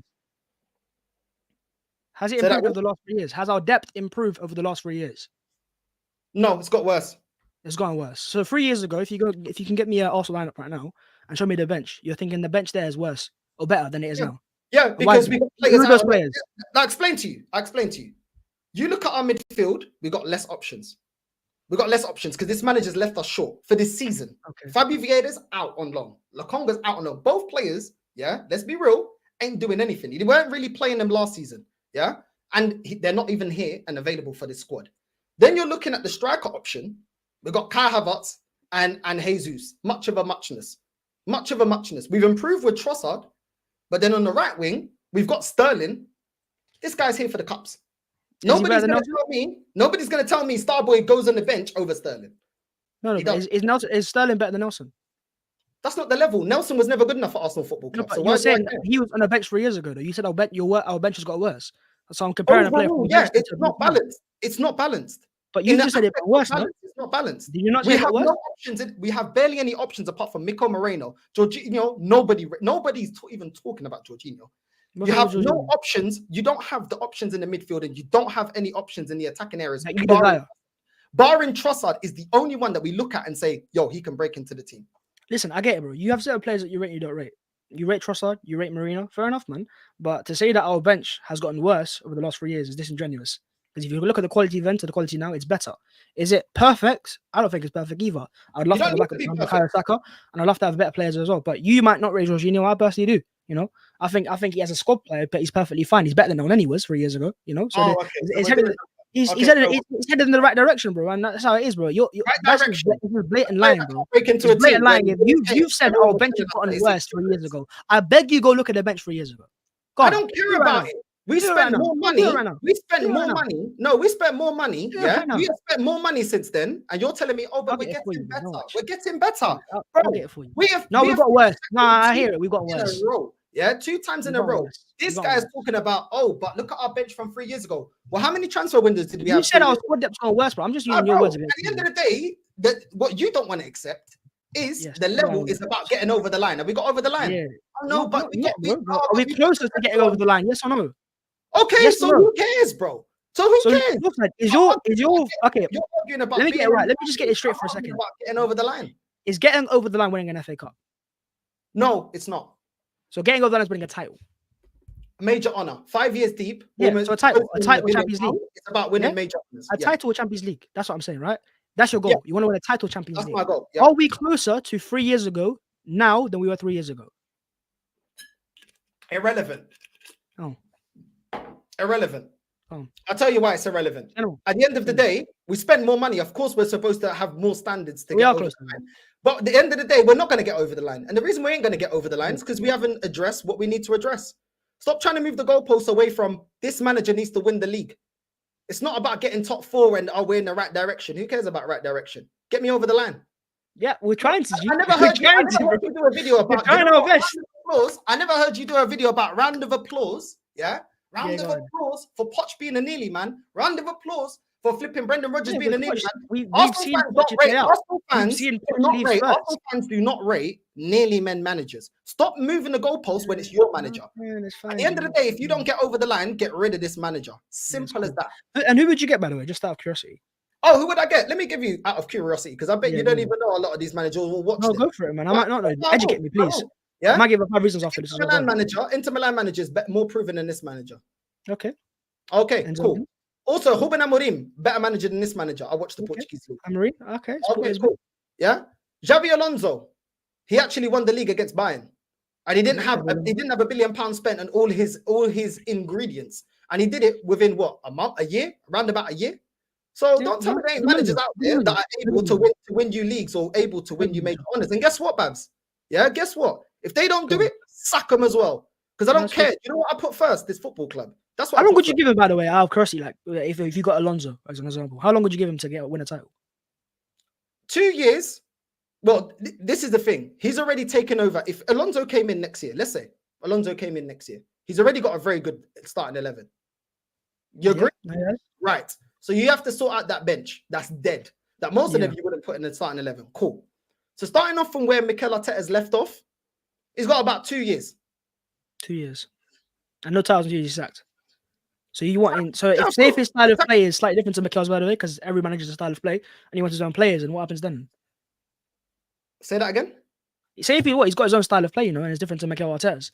So he comes in and he wants his own players, and he doesn't fancy somebody players Mikel has. I don't care. It's not like other managers haven't done that before, and I'll tell you why. Did Conte, when he beat Pep, this Pep that you keep saying was amazing to come second? Yeah, when did he beat Pep? Let me finish what I'm saying. Did he have all his ingredients and all his players to win the league? Oh no! So you mean the Chelsea side that won a title 2 years before that? I don't care. This squad. You don't care. So you don't care about the fact. Hold on. This manager will be taking over a team that you are talking about is amazing and keep improving. Yeah, this is a very good sign because of the manager as well. Because he's implemented those players in, he signed those players, and he's also bottled all players. And he's also bottled all competitions. He's also part of the reason why we don't get over the line. For sure, 100%, bro. But did you think last year we bottled the title? Just did we bottle the title last year? Yeah, we didn't get over the line. Yeah, we bottled it. Yeah, so falling short is bottling it. You're saying? Yeah, falling short is bottling it when you're one of the biggest teams in England. So at the same time, if we got 99 points this year, will you sack him?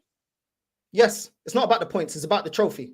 That's fine. That's fine. So you've seen a 99 caliber point team that even the Invincible's going to do, and you want to sack him? Yeah, I don't rate failure. Okay. No matter I'm not rating failure either, but I'm just there's basic logic behind that, bro. It's not like it is basic logic. If you don't get over the line, you failed, bro. Yeah, no that's matter fine. how you try and paint it, you failed. You didn't win it over the line. I didn't see Arsenal fans doing a round of applause for Liverpool when they lost the league in 1 point. They didn't give them a round of applause. But they got a title over the line eventually. Man. That's the thing. Yeah, they got a title eventually, but you didn't give them a round of applause. That's like Arsenal as well. You know, it's not like I don't think we're going to. I'm not saying if we get this year without a title and next year without a title, I'm going to keep keeping them in there. You give them a certain period of time there, but I've seen my team improve. If you haven't seen it, then fair enough, man. People want to talk about amount of points. The Invincibles did enough to win the league. That's all that matters. Yeah, Nobody cares about. That's good. That's good. But you mentioned the rivals can't discredit that because you didn't get the amount of points they got. We won the league, yeah, and that's something I'll defend because that team won the league. Do what's required in your era to win the league. And at the end of the day, it's very black and white when we look at the rivals.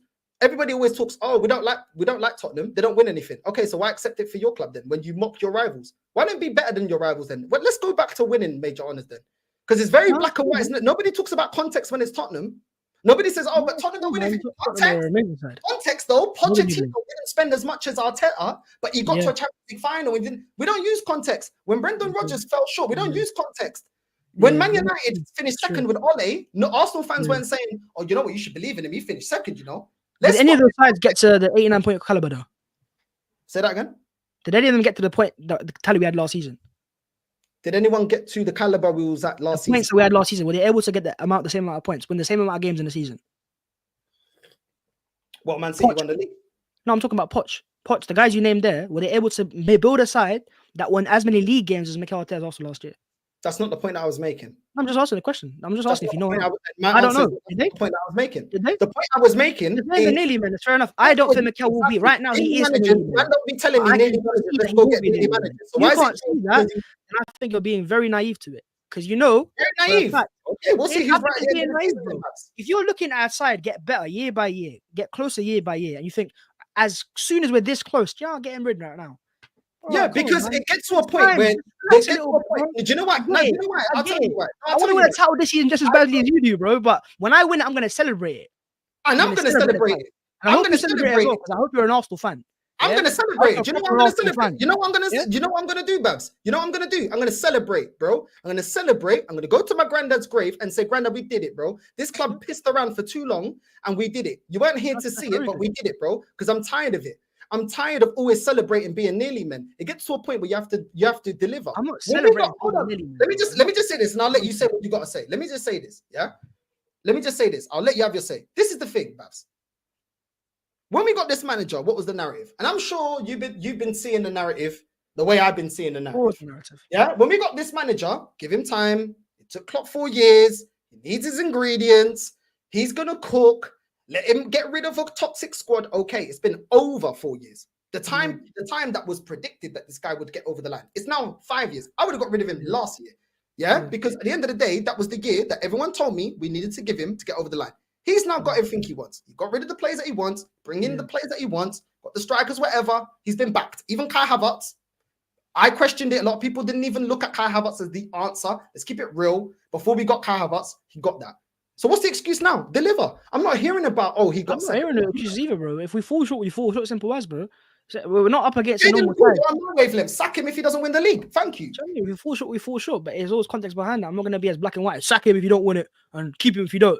No, it's not. we'll judge our rivals in black and white. I mean, because I bet you'll go at I'm them. an Arsenal fan, bro. I watch Arsenal the most. It doesn't Sorry, matter. I don't watch Spurs You week in, have week out. Or Man United week in, week out. Yeah, but I'm you an have Arsenal those standards for the rivals. Yeah, I watch my club and I analyze my club, right? I watch them the most out of any single side. So when it comes to opinions about clubs, my Spurs opinions, United opinions, Chelsea opinions aren't as validated or educated as my Arsenal ones are. Do you understand that? So you got higher standards for the rivals than you do for Arsenal because I anything don't give a shit but about rivals, winning bro. trophies, you don't rate. For rivals, I am as shameless as it gets, and that's how football is, my friend. Right? No, it's not how football is. That's That's how how this new you can see generation it differently, bro. would have I no can't lie, bro. It self-awareness. looks And very this is why- miserable on that side of the This is table. why this new It was generation. very miserable on that why side of this the club has table. got to where it's got to with this new generation because it's Yes. all about New generation's fault. It's we TikTok's wanna fault. talk about, no, it's true. We want to talk Yeah. about content. Go on, tell me instead about of- our generation. The sport is about winning. The merch Yes, that it gets is, sold yeah. out at Arsenal, what's the biggest merch? Oh yes, the Invincibles when we won. Yeah, it's Yeah, not no, about it's when we true. got It's second. true. How many It's not times have we got?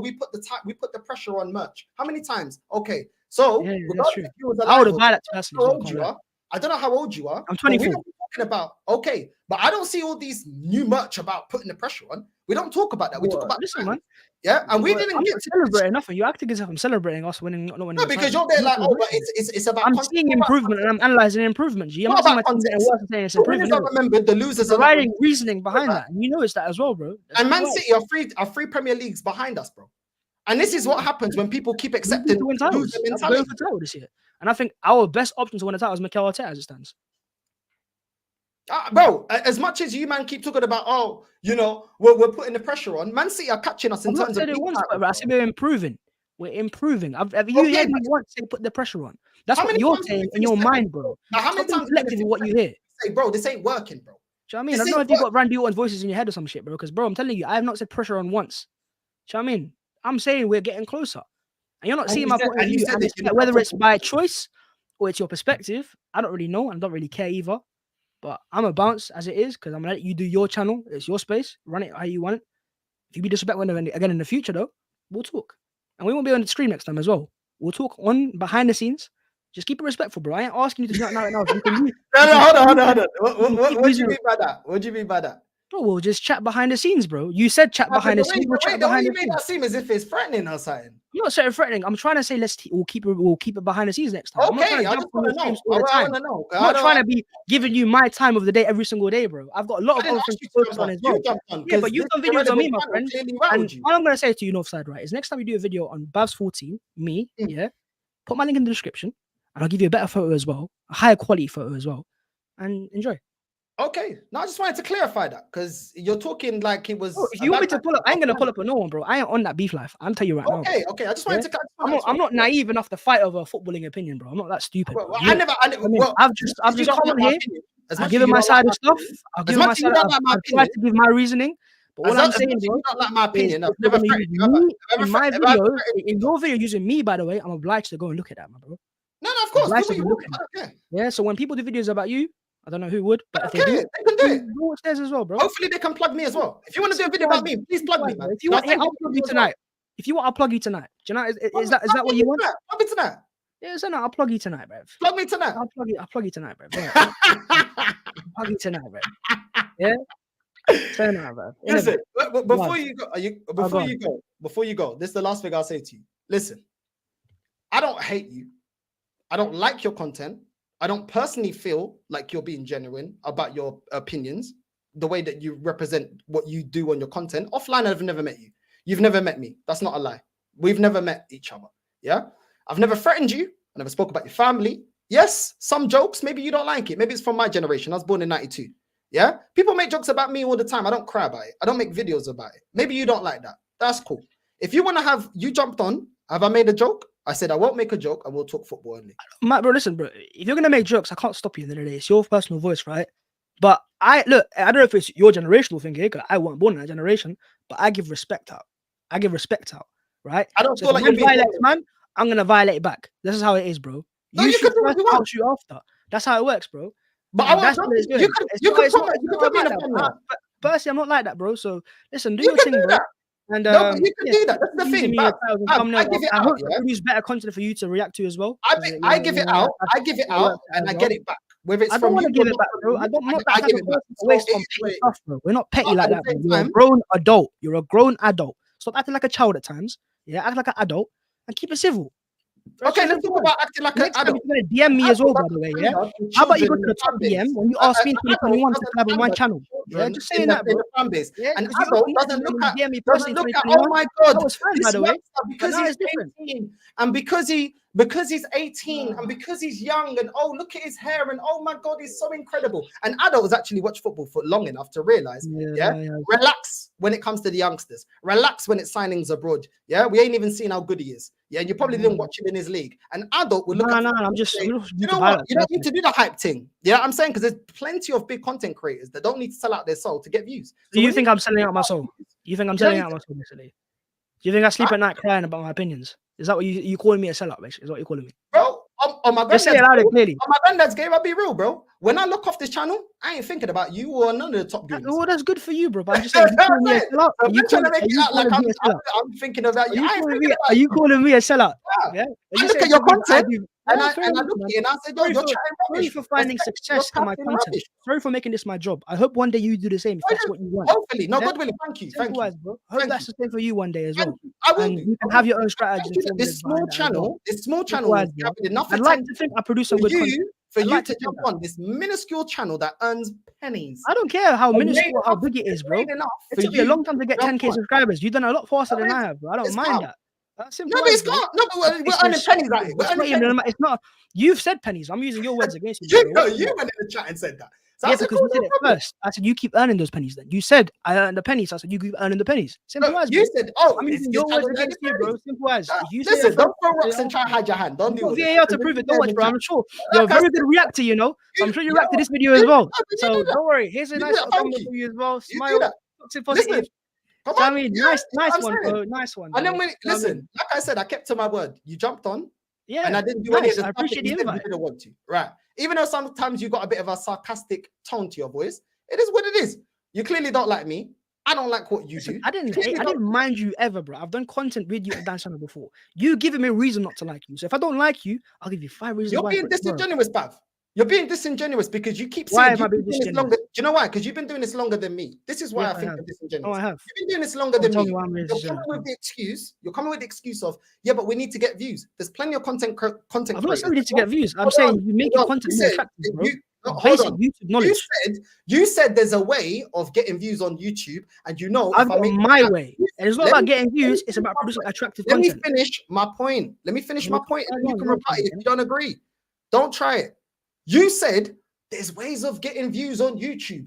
And obviously, I'm not going to title my videos boring. Bro, you can still make the title attractive without selling out your opinion because you know the masses of this fan base want to hear everyone stroking their egos and hearing pretty little lies. And the problem is, you put your content out there, everyone's going to have an opinion. And not everyone's going to agree with it. But one thing is for sure, end of the season, only one of us can be right. Either the scary Arsenal team that you keep talking about is incredible and it can't be beaten. We're making improvements and we're doing all that. It's either that, or people like me are going to be right. The problem is, end of the season, people that it's about being right, innit? have your opinion always say being what right I all be the time. saying. No, They but always say being what right. I be saying. Oh yeah, we were short because of the bench, because of the manager, because we don't have world-class players to get us over the line, because our players don't turn up in the big stages, in the crunch end of the season. So we'll see, bro. We'll see. End of the season, we'll see. But like I said, We'll see, man. you're And I hope obliged to you're click me wrong, out. by the way, because my side of it, I hope Arsenal win.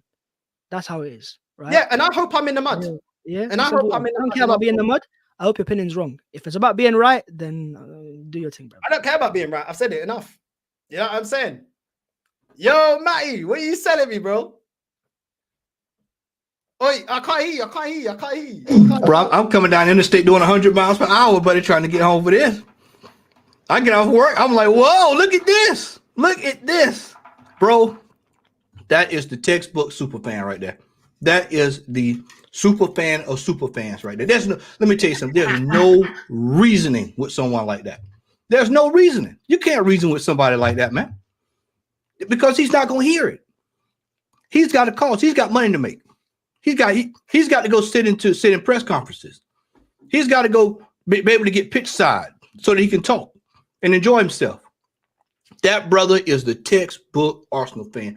And when you hit him on the when he asked you about finishing, where did we finish? He was talking about Pochettino and all that stuff. I would have simply said, where did that team finish and where did we finish? Did we win anything? The answer was no and no. So no. People in the chat, I saw somebody say, well, second is not the best, but don't sack somebody. When you give me somebody $800 million, $800 million, 5 years deep, brother, you got to be coming home with some silverware. You got to come home with some silverware, man. Bro, if you've been married to your wife for 15 years and you don't come home with something for anniversary, you think she's gonna put up with it? You think she's gonna put up with it? No. You know what, Matty? When they have no answers, yeah, and they're like, oh no, he has to win. I said, okay, so what? Oh, we'll talk about it. Context what? Because you're scared that we'll clip you up saying that, yo, basically, he's basically confirmed this manager's got enough to win the league. So if he doesn't, he's getting cooked again. Do you know what I mean? And then when he said, oh, behind the stage, I'm like, what? Say that again, because I want to know if that's a threat. No problem, because we can link up if that's a threat. No, I'm not threatening you. Oh, why are you talking about? Why are you talking all like that? There's no need, because you can't answer my footballing questions. That's why. And you think you can intimidate me? I don't get intimidated by no one. Well, hey, while you talking, he talked to a Virgo, but you are not for to win that battle, bro. You ain't for to win that battle. I can tell you that, not no way, no way. Bro, let me tell you something on your side. This season. And it starts next weekend. We're getting ready to go into. We've got a crucial period of games we're getting ready to go into. I pray that soccer is not. I pray this is the dark arts, and I pray that he's not injured, because we need all hands on deck. Because if we're starting to bodies start dropping in the next couple of weeks, we're gonna be in major trouble. Major trouble. Because we've got some serious games coming down the pipe, and the question needs to be asked. What do we plan on doing this year? Because this is November and December and January. That's 3 months. Either we need to be buying a striker in January. People need to start admitting that Edu, like I told you, I'm gonna get this Edu every time I get a chance. Edu has left his team short, and we're still scraping and scrounging. Odegaard, we sat right here.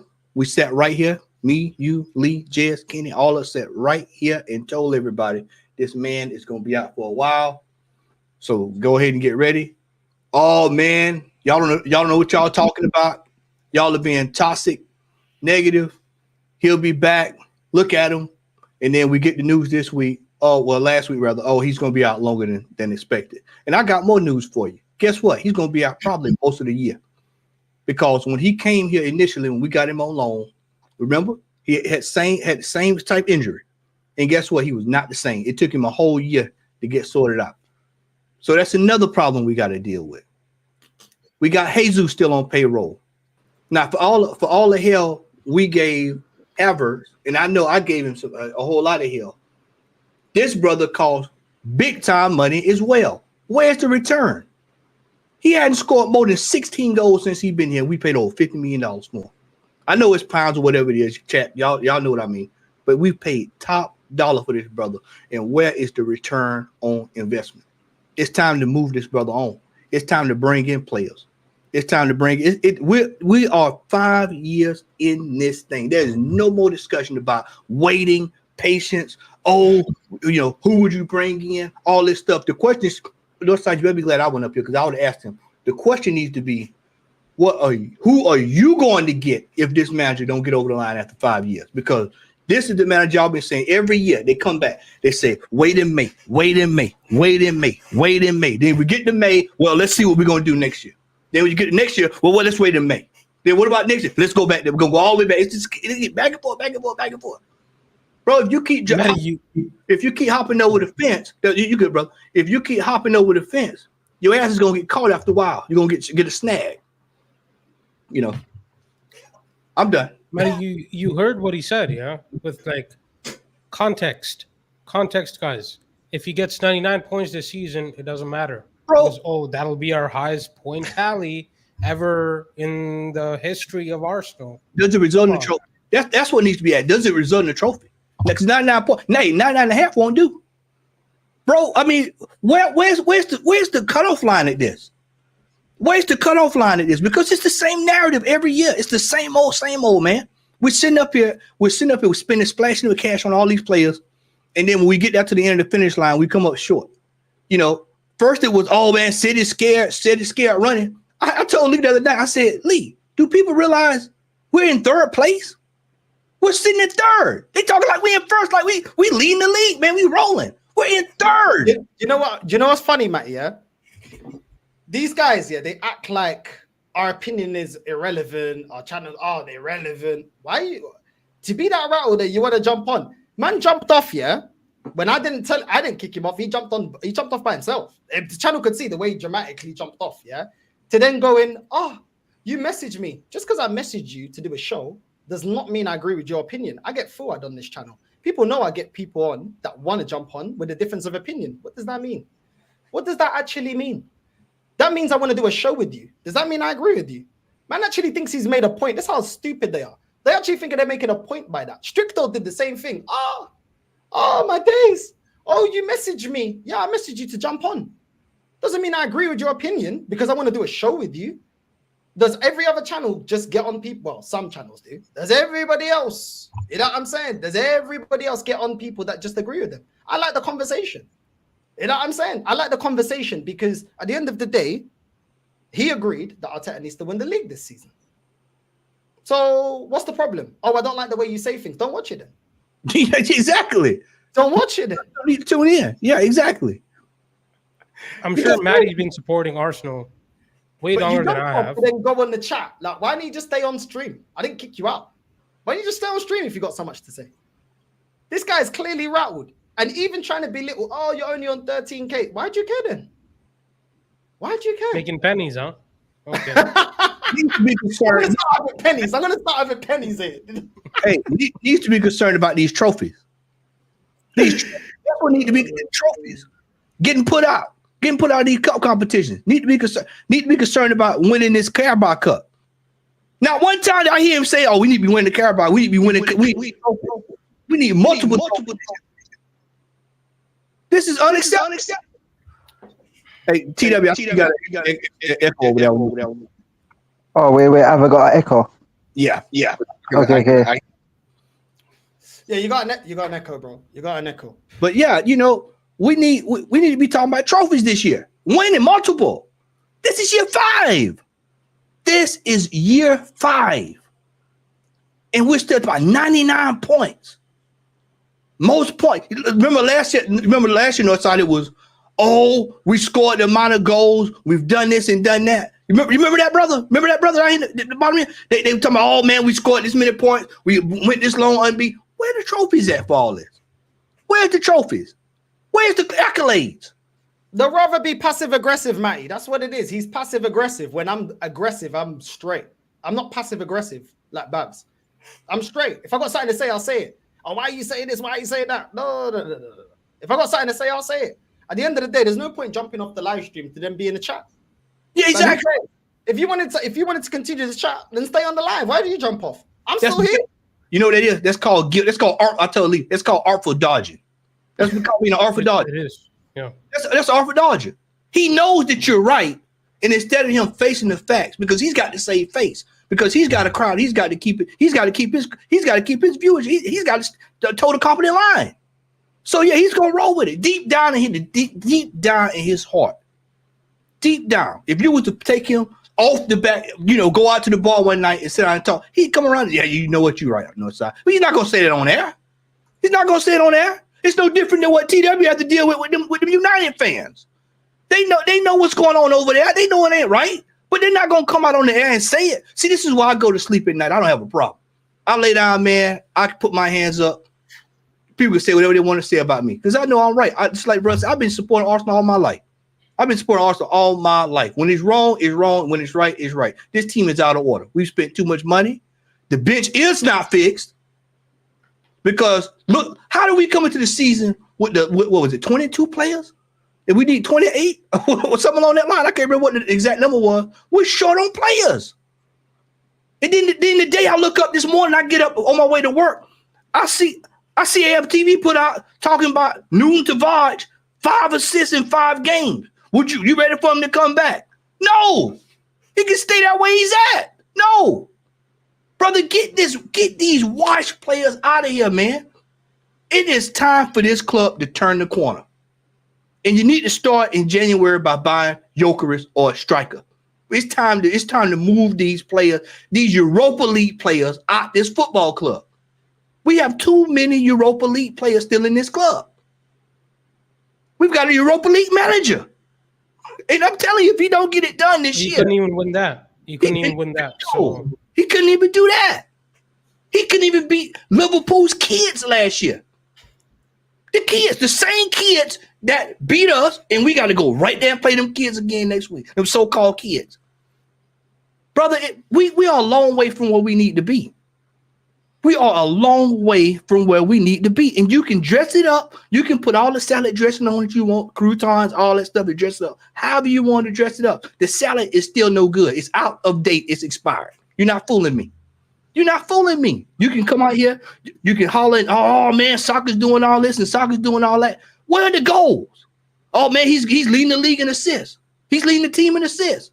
Yeah, but that's the midfielder's job. What is the midfielder doing on the team? See, all the priorities on this team is all upside down. And when you got fans like Bhavs that's going around here trying to put lipstick on a pig and trying to dress it up, it's still a pig. We still ain't won nothing. Out of all that, what he said, guess what, Northside and Panel? Arsenal still ain't won nothing. Matty, here's the thing, right? I'm sure you've seen more, but I've seen this I've seen this team win a double and an invincible. Okay, so my standards are obviously going to be different to these youths, and I hate saying this because it makes me feel old, but maybe I'm old. I gotta come to terms with that, and maybe these Arsenal fans need to come to terms with the fact that this club is nowhere near the level we used to be at. We used to win league titles, guys. FA Cup was, for lack of a better term, was our B. We've won the most FA Cups out of any team in the Premier League. That was our B. And we can't even do that now. 4 years since I've seen a trophy. Think about it. Think about it, man. I'm supposed to believe, oh, we're scary. Come on. Most of this fan base ain't never seen us win a trophy. They don't even know what it looked like. See, Northside, I did my little talk with JS last week about my Arsenal history, and I brought it up on there. Most folks don't understand. Remember Birmingham City when we lost in the Carabao Cup? That pain. That was pain, bro. I shed tears that day because I thought before that we was in a trophy drought. See, these cats don't know what a real trophy drought is. I'd have been. This is the second one that we on. The second trophy drought. I done seen. Brother, these folks need to wake up, man. And everybody keep talking like it's next year. Oh, yeah, we're going to do it this year, this year. You don't think these other teams are getting strengthening up, man? These other I've been telling y'all that for the last 2 or 3 years. These other teams are strengthening up. Whether you think they quality or not, these teams are primed and they're getting prepared. And we keep going through the same old cycle over and over and over and over and over. And every time you hear they get on here, they make these charts, they make these pie graphs, they make these numbers, they make these wild statistics. They get on there, they talk about, oh, we coming. See, I wanted to ask him about this Super Cup, this English Super Cup. That's what I wanted to talk to him about this Super Cup we won last season. Because it was going on about the dinner plate last year. And then you don't hear nobody talk about it now, do you? You don't hear anybody talk about the dinner plate from last season. Nothing. Because it don't matter. It doesn't matter. There you go. Because it don't matter because they know it ain't got nothing to do with us winning the title. See, that's how you get them. More. That's the thing, Matty. Yeah, a lot of these guys. This is why. Yeah, when the chat get going, bring him on. I'm like, cool, bring him on. Every single time we try and land a point, they try and talk over you. I couldn't even land my point every time because they don't have the answers. When you're saying to them, this manager's got everything you said he needed, the time, the money, the players, the authority, the respect that you said Unai Emery didn't have. So what's up? Oh yeah, I expect him to win the league, but it's about the way he loses the league, context. What do you mean? He's the manager. Every time we win a game, you say it's because of Arteta. So if we lose the league, then clearly it's on Arteta because he manages the games. You give him praise when he wins games. If he loses the league, surely it's on him as well. But they want to take the responsibility off of Arteta whenever it doesn't suit the narrative. If we buy a player, for example, when we buy a player and they play well, Arteta knows what players we need. They always give praise to Arteta. Oh, Arteta, this player is the missing piece that Arteta needs. As soon as they flop, Edu is in charge of the players that come in, and Edu, identified him as a player for the future. When we lose a game, when we win a game, Arteta masterclass. New tactics, new tactical evolution. That's what I said to him. He had no response when I said to him, you said tactical evolution. That was on your title. Oh, no. I said, what's the difference in the way tactical evolution? We were playing defensive football 2-3 years ago. Yeah. Then we changed into playing attacking football. And then we realized we couldn't win the league like that. The way we were playing when we was 8 points clear. Then we went back to defensive football again. Because if you guys remember, year one, we were playing defensive football. Yeah. We weren't playing expansive football. And they said to us, it's all about getting the players in. He hasn't got his players. He has to play like this because of the player selection. Well, you got all your players now. These are all your players. Wait a minute. They told us, they said that season, what did they tell y'all? They said, we got to get in the Champions League, then we can get world-class players. Is that not what they said? Is that not? We made a profit. Matty, we made a profit this summer in the transfer window. How does that make sense? Make that make sense. How do you make a profit when you're 2 points away from the title winner? Sorry, it makes no sense to me. This entire fan base and this club. Well, I shouldn't say entire fan base because some of us are actually sound, but the foundations of this club are rotten. Kroenke's just spent $1 billion renovating a stadium for the Rams. You saw it just like I did. And they couldn't spend, $50 million getting us a striker. I'm not hearing this. I'm done. I'm fuming. And yet Top Gooners tell me, obviously they're Americans, so, they have to do stuff for their own teams and stuff. So it's my fault that my ownership is American and I can't hold them to high standards because they're American and they spend all this money in America. No, they're using us as collateral. Yeah, that's all it is. It's been the same problem since 05, 06. Ever since this ownership came in, I'm not saying Dean was any better, but ever since this ownership came in, 1 or 2 players short every season. Every season, it's 1 or 2 players short. Oh, we would have made top 4. Oh, we would have won the league against Leicester. We just had that one player. But Guru, the team is better than 3 years ago. Even though in that time, we've had 6 transfer windows. Hey, he said go back and look at the players. He said go back and look at the players. He said, look at the players on the bench 3 years ago and the ones now. That's what he said. Hey, brother, some of the players that was in the team back then. No, I'm tired, man. I'm absolutely tired. I'm finished. Do you realize that most of this team the manager had 4 years ago? Bro, it's the same team. Bro, if you keep doing the same thing over and over, looking for the same results, panel, what is that? That's insanity. Insanity. Yep, that's what it is. Insanity. This is why I said you can't reason with people like that, because they're not going to see it. They are so sucked into the company line. They want the breadcrumbs that fall from on high. They want to take anything that comes down the pipe. Whatever falls to the ground, kind sir, they'll take it. Because it just anything to make them feel good. He needs to make the title attractive. Apparently, what you have to do, man, literally admitted a clickbait, and I panded to the fan base because I have to make it attractive. Since when do you not, as a fan, do you not just speak your own mind? F the attractiveness. Why don't you just tell the truth? How about that? Why don't you talk about what you've seen? There's no authenticity with these people. There's no authenticity with these people, Northside. These people aren't authentic. Listen, man, these people going to sleep at night looking out. They wanted to see who looking for them, man. That's what they do. I've made I think maximum 3 videos about this guy. 2 videos, because the first one he messaged me. I haven't actually clipped him up. Dowd has more reason to say I make it getting views because of him. Igao has more reason to say I'm making views. And the funny thing is, I ain't clipped anyone up in a long time, but you can see that we're getting under their skin because we're not backing down. And they're trying to test it to see, oh, would Northside get shook? I ain't shook. I live in London, guys. I'm not shook. I don't run around with a bally on. I am not shook, bro. You know what I'm saying? Because you're not going to play this, oh, I'm a better person. And online, I don't speak like Northside. But then you're trying to tell me, oh, behind stage. Okay, cool. Let me run into you then. Real talk. Let me run into you then. If that's what the energy you want, because you don't like me. Oh, but you're offending me.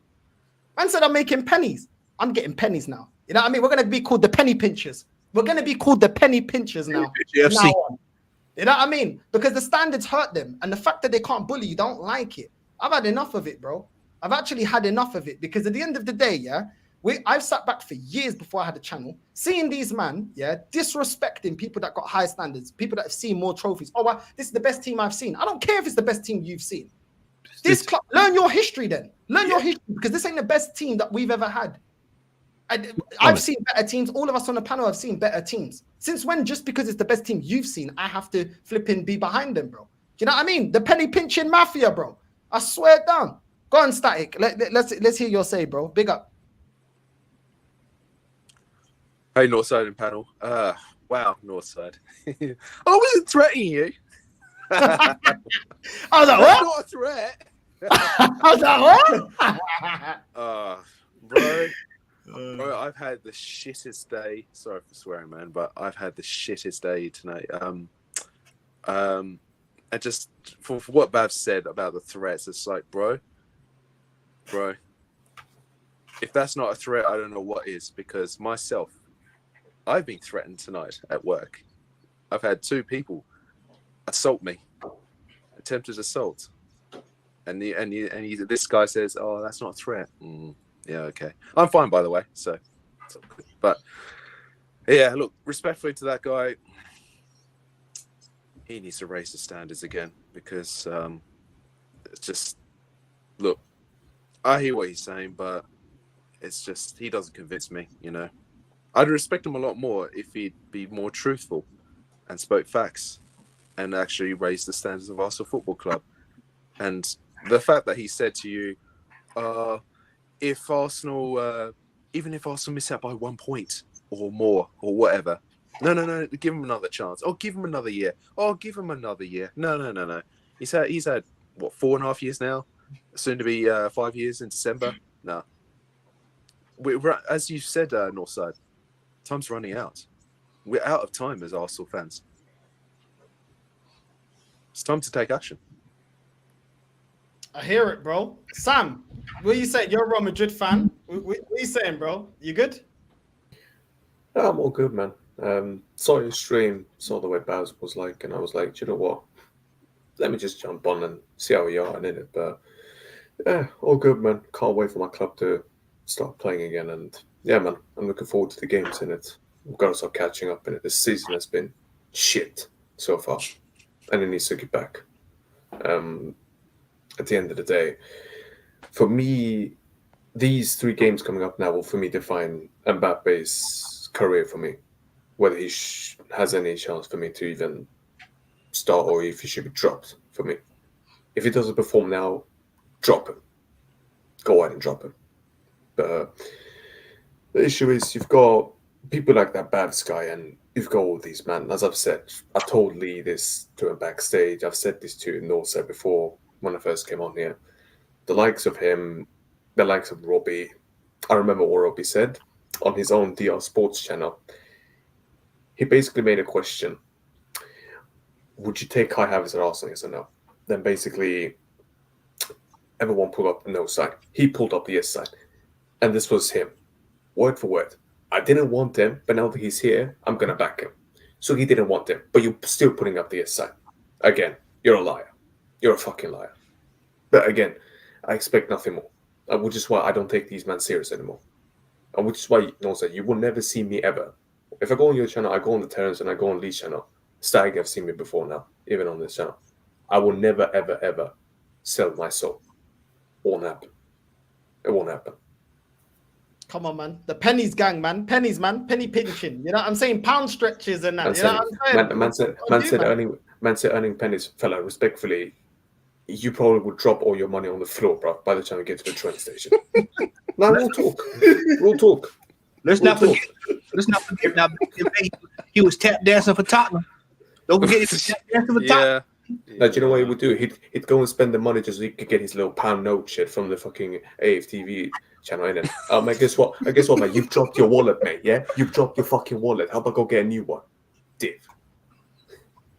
And also, I love it when he said, I don't use Robbie for my thumbnails anymore. What's that? Okay. There's something I know about him, yeah? You better be very, very careful. I was like, the person that told me, I need to confirm if I can say it. But there's a reason I said, oh, you work for AFTV. There's something I know about that guy. But I was like, let me leave it. Let me see it. Because the next time, he can have the next bullet in the chamber. You know what I mean? He can have the next one. Do you know what I'm saying? He can drop off the wall like Duchesne and Top Boy. Do you know what I mean? The next one, when I fire the next one, he can drop off the wall like you know what I mean? I'm telling you right now. I just let me confirm I can say something. You know what I mean? But it is what it is. Lex, what you say, man? Lex looking vexed right now. Look at it. He's always big up, Lex. Yeah. Big up, Lex. My guy always. Big up. He's ready for war again. Big up. No, man, I'm just chilling, dog.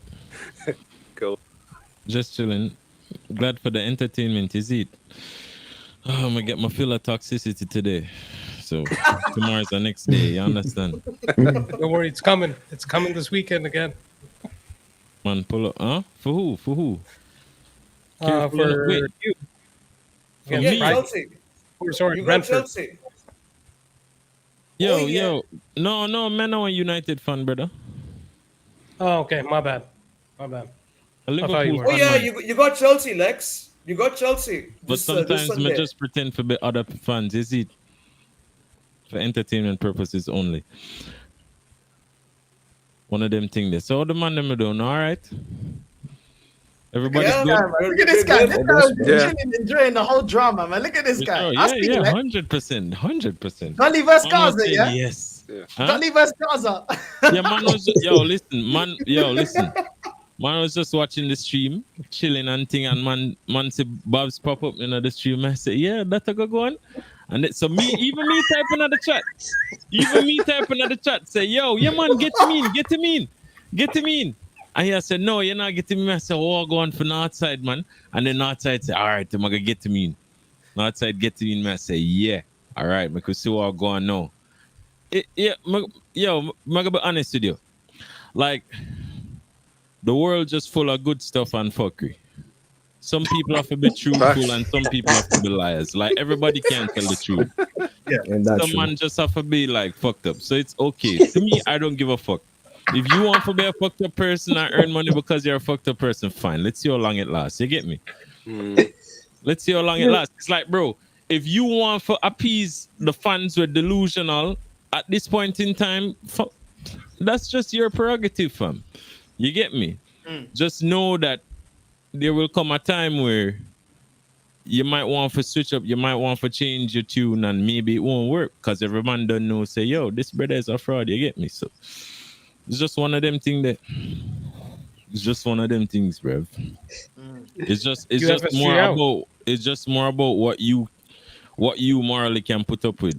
So if a man decides, all right, and you know what's funny too? You know, therein lies the possibility that Bhavs actually believes the shit he says. Therein lies that possibility, you know. Yo, listen outside, listen. There's a lot of delusional fucking people in this world, you know, that actually believe fucking. I like, you know what? Let me not go there. But the hell is Tony? You already started. Yo, go. So it's just a case where, bro, listen. Like me, them my workplace. Everybody go work. Everybody have a job, some sort of job, some semblance of a job. We always know a man who is a fucker, man, dog. Always. Yeah, I agree with that. Whether it be a manager, there's always somebody who want punch up. 100%. I have 4 people on my list right now. You're right, Steve. If them come to me and say, listen, we're not gonna press charges, we put on a paper and we sign everything and get boxing gloves, yeah, man. 100%. Right. Even if I go lose, even if somebody read my future and tell me, say, yo, if you fight this guy, you're gonna lose. I'll fight him. Have to fight him. Just want to touch it. Yeah, man. Yeah, I have to land at least one punch. So when I go sleep at night time, I remember that one punch. I say, yeah, man, him feel that one day. I might lose the fight, but him feel that. The nose did that bleed. You get what I say? So, bro, it's just one of them things, bro. Just, someone just step on fuck you, dog. And sometimes them just have to get cooked. It's as simple as that. Yeah, bro. But to be honest with you, big up to him for actually jumping on the stream because I think the man dog a chicken out. Yeah, I agree. Yeah. No, side. I'll give him credit for that. If you tell a lie long enough, you'll start to believe it. You keep telling the same lie, you start to believe it. But yo, watch it. Yo, so every man never have a bridging. Every man have a bridging when you say to the man, say, yo, bridging, you know, based on that girl vibes, I feel like Shaggy or Bun. Or even better yet, you see the girl last night, take all a photo of the girl sit on the next man lap. And you're going to show the man and the man will probably all box with the phone and say, yo, I don't want to see that. And you have to say to yourself, then what kind of association this man? What kind of man this man associate myself with? Yeah. Like, bro, the evidence that you can't be that in love. Like, someone just that in love. Someone just that in love with Arteta. Someone just, bro, a lot of people just in love with the idea of winning, not actually winning. Winning, yeah. It's the chase. They love the chase. Them. Yo, we have to remember, you know, we're kind of in a more feminized society right now. Yeah. Man, them kind of, you get what I say? The testosterone kind of there at an all-time low. You get me? So it's just, yo. So AFC. Yeah, you get what I say? So someone, like for instance, we have all a girlfriend. And you say, yo, that girl is delusional. But yo, I know for the man them a move to right now, you get me? Say, you know them red pill thing that on like Instagram and things. Hey. Say, yo, this girl is delusional. Yo, if you ever interview some of the man them, yo, enough of the man them mad delusional, bro.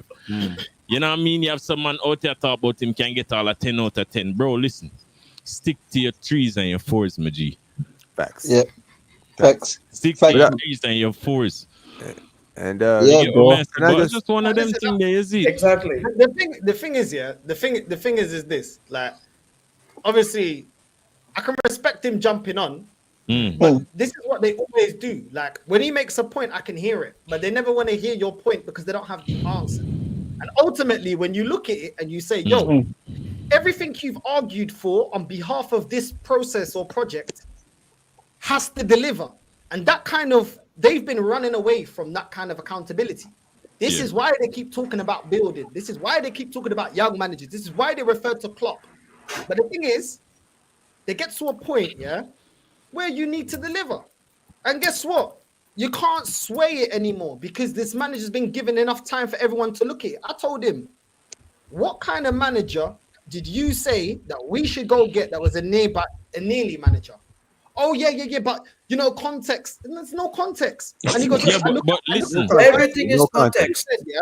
Hold on a Yeah. sec, bro. He Yeah. said, yeah, I look at the rivals different than I look at my club. Wait, hold on. Yeah. You look at football the way you look at football. Otherwise, it's called having a double standard. You cannot look at Liverpool Big with fuck. Brendan with Brendan there and say, oh nah, you know Rodgers, nearly man. Poch, nearly man. Nearly man, yeah. Ole, nearly man. Lampard, Nearly man, yeah. did all right with the nearly man. Because they will always go back to what did they win? If that fan base tried to defend that manager, like Tottenham used to defend Poch a lot, and a lot of them still like Poch. What would fans like Bhavs say?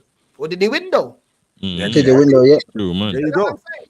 But when it's Yeah, man. Arsenal, and that's what he couldn't answer, and he didn't want to answer, and he's like, oh, let me ask you a question. I'm like, no, answer my question, bro. Because this is what they like to do. They like to get you off of the topic because I don't have the answer. If I can't answer your question and I want the narrative go somewhere else, I'll ask you a question. Answer the question with a question, basically. Exactly. Yeah. That's the best way to deflect me not answering you, because then you get diverted into my question and then you don't answer mine. So this is the thing. What manager do they want up this manager that's a nearly man? Because every time I talk about proven winners, they laugh.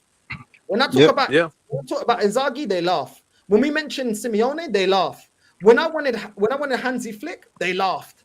They laugh at all these managers, bro. Do you know what I mean? Let me quickly go to Corey, then I'll go to Omar so that everybody can have their say. Corey, what are you saying, bro? And then Omar, what are you saying, bro? Big up, bro. First time on the channel. Thanks for having me on, man. Big up. Yeah, big up, man. But when it comes to those situations, like you can only fake it for so long, can't you? And when it comes to this type of shit, even like when you do, like if you're in like a space as big as this and you're gonna like fake your opinion and some people don't like it, you have to be prepared that some people will like call you out for it. Like it's part of the cycle with it for everyone. So yeah, man. And with the whole Arteta thing, the building is done for me. Like I don't know, like you can only run for you can't keep climbing the ladder. You can't keep climbing the ladder forever, bro. Like you got to reach the top at some point. So for me, that time is now. You don't win a league this year. I'll personally deliver the guys this P45 myself. I'm not gonna lie. I'll send it through the mailbox, bro. No, here's the thing with our fan base. Ready. The last rung of the ladder, yeah, it has like 5 more steps than anything else. You know what it is, bro? Has one. Oh, but we got our hand on one more. It's like, oh, but next season we'll do it. You know what it is? What like they do? It's like they climb the ladder and then it's like they go back down and then like, oh, we're still climbing the ladder, guys. We're still climbing it. Don't worry. Even though they're just going back down, coming back up, not actually going further up. Yep. Yeah. Facts. In fact, bro. The funny thing about it, yeah, the funny thing about it is, yeah, the funny thing about it, yeah, Bhavs was like, oh, I'll give you 5 reasons why I don't like you, and this and that, yeah. 5 reasons why I don't like you is crazy. That's hey,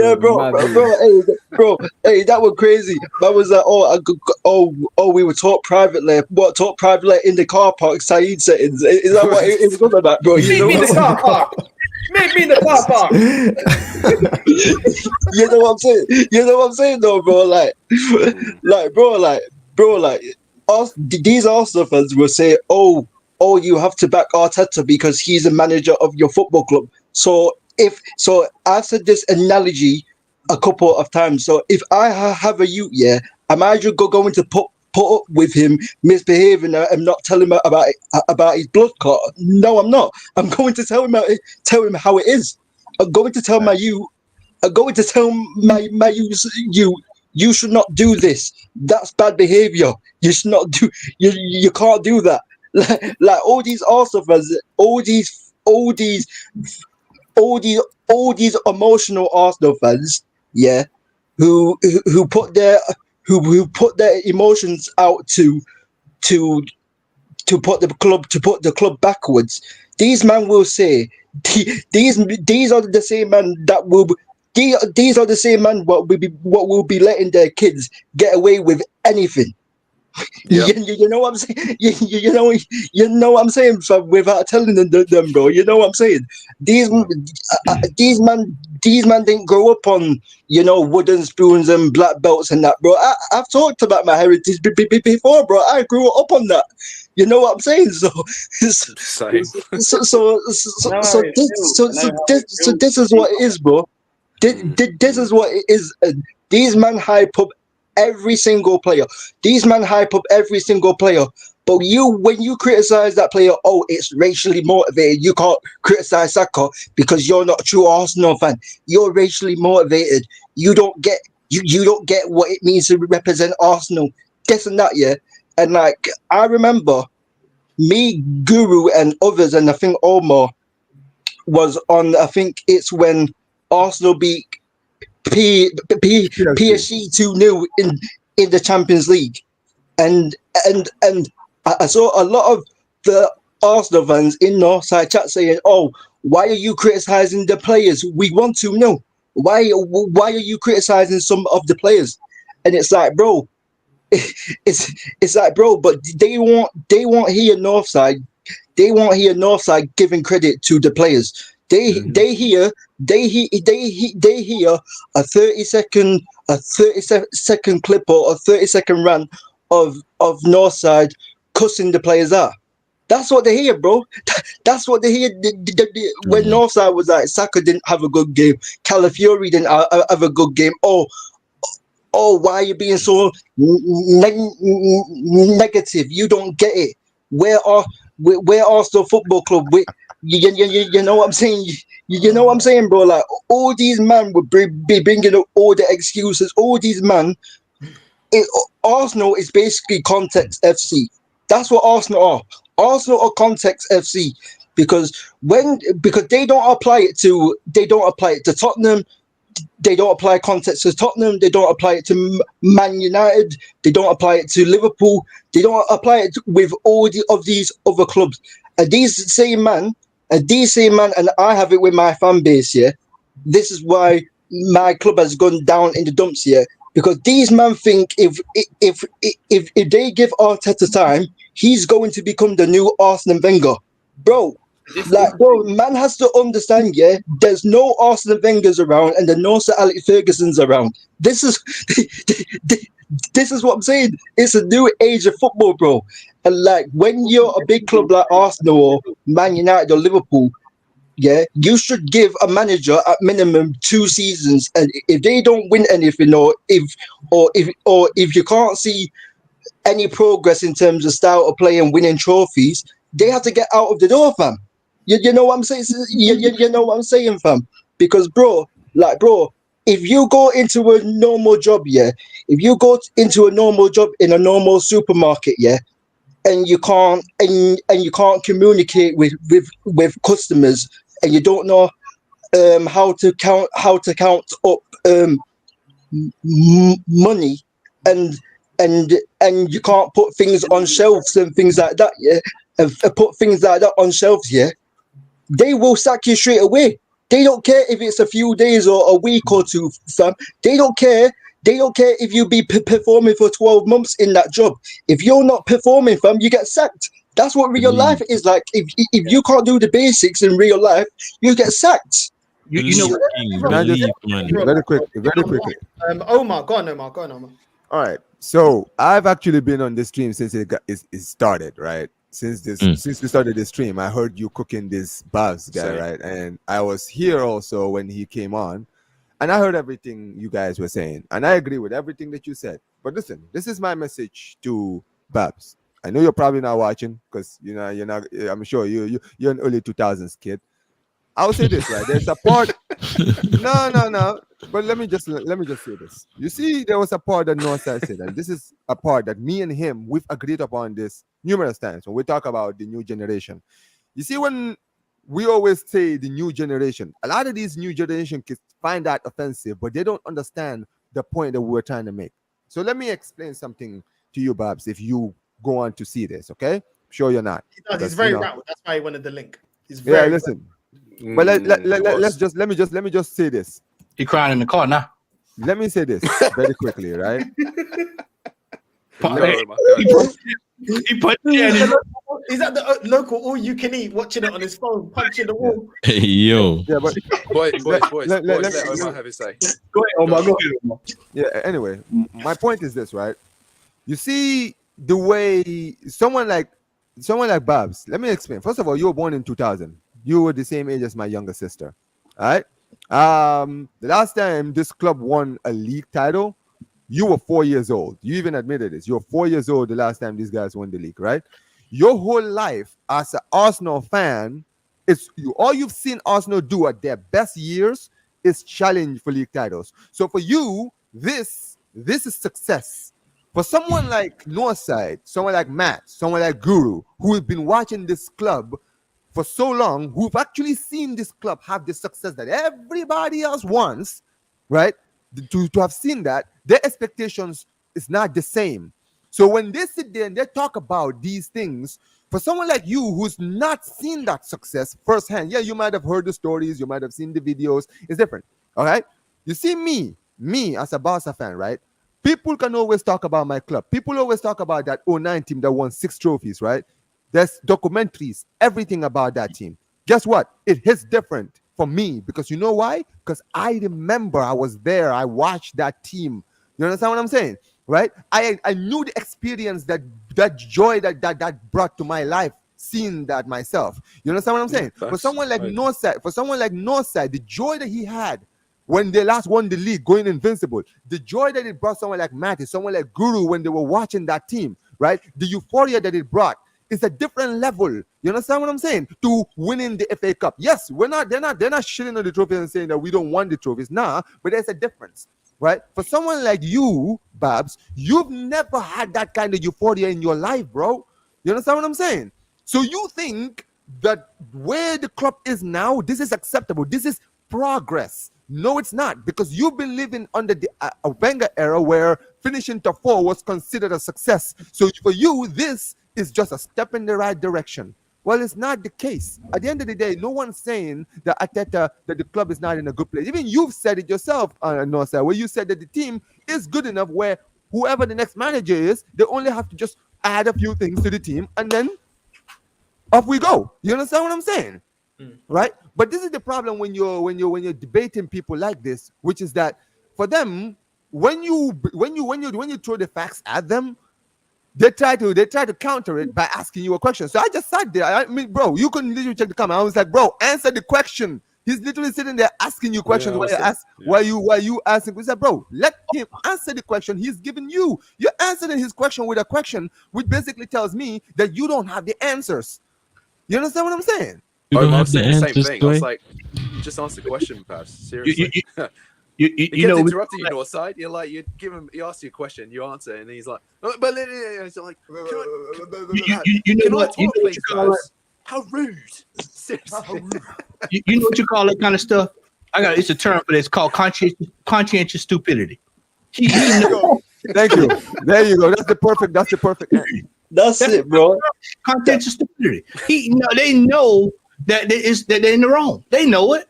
He knows it, man. And watch this, y'all. And watch this. You come Saturday or Sunday, whenever the next time Man City play. Man City dropped 2 points this weekend. He'll have a ticker tape parade on Twitter. He'll have banners all over the place. He'll be breaking it down. Oh man, City's getting scared now. But on the way. But then when it comes to us dropping points, oh man, what are y'all complaining about, man? We're still challenging for a title. 5 things we learned about the draw against whoever you guys play. The champions performance. Champions performance. What was the Terry put up there? Champions performance. City escapes with a draw. Whatever. I mean, that's what they do. That's what they do. Sensation. They thrive on sensationalism.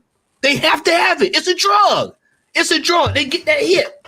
They tie that arm up about halfway. About when the game about over with.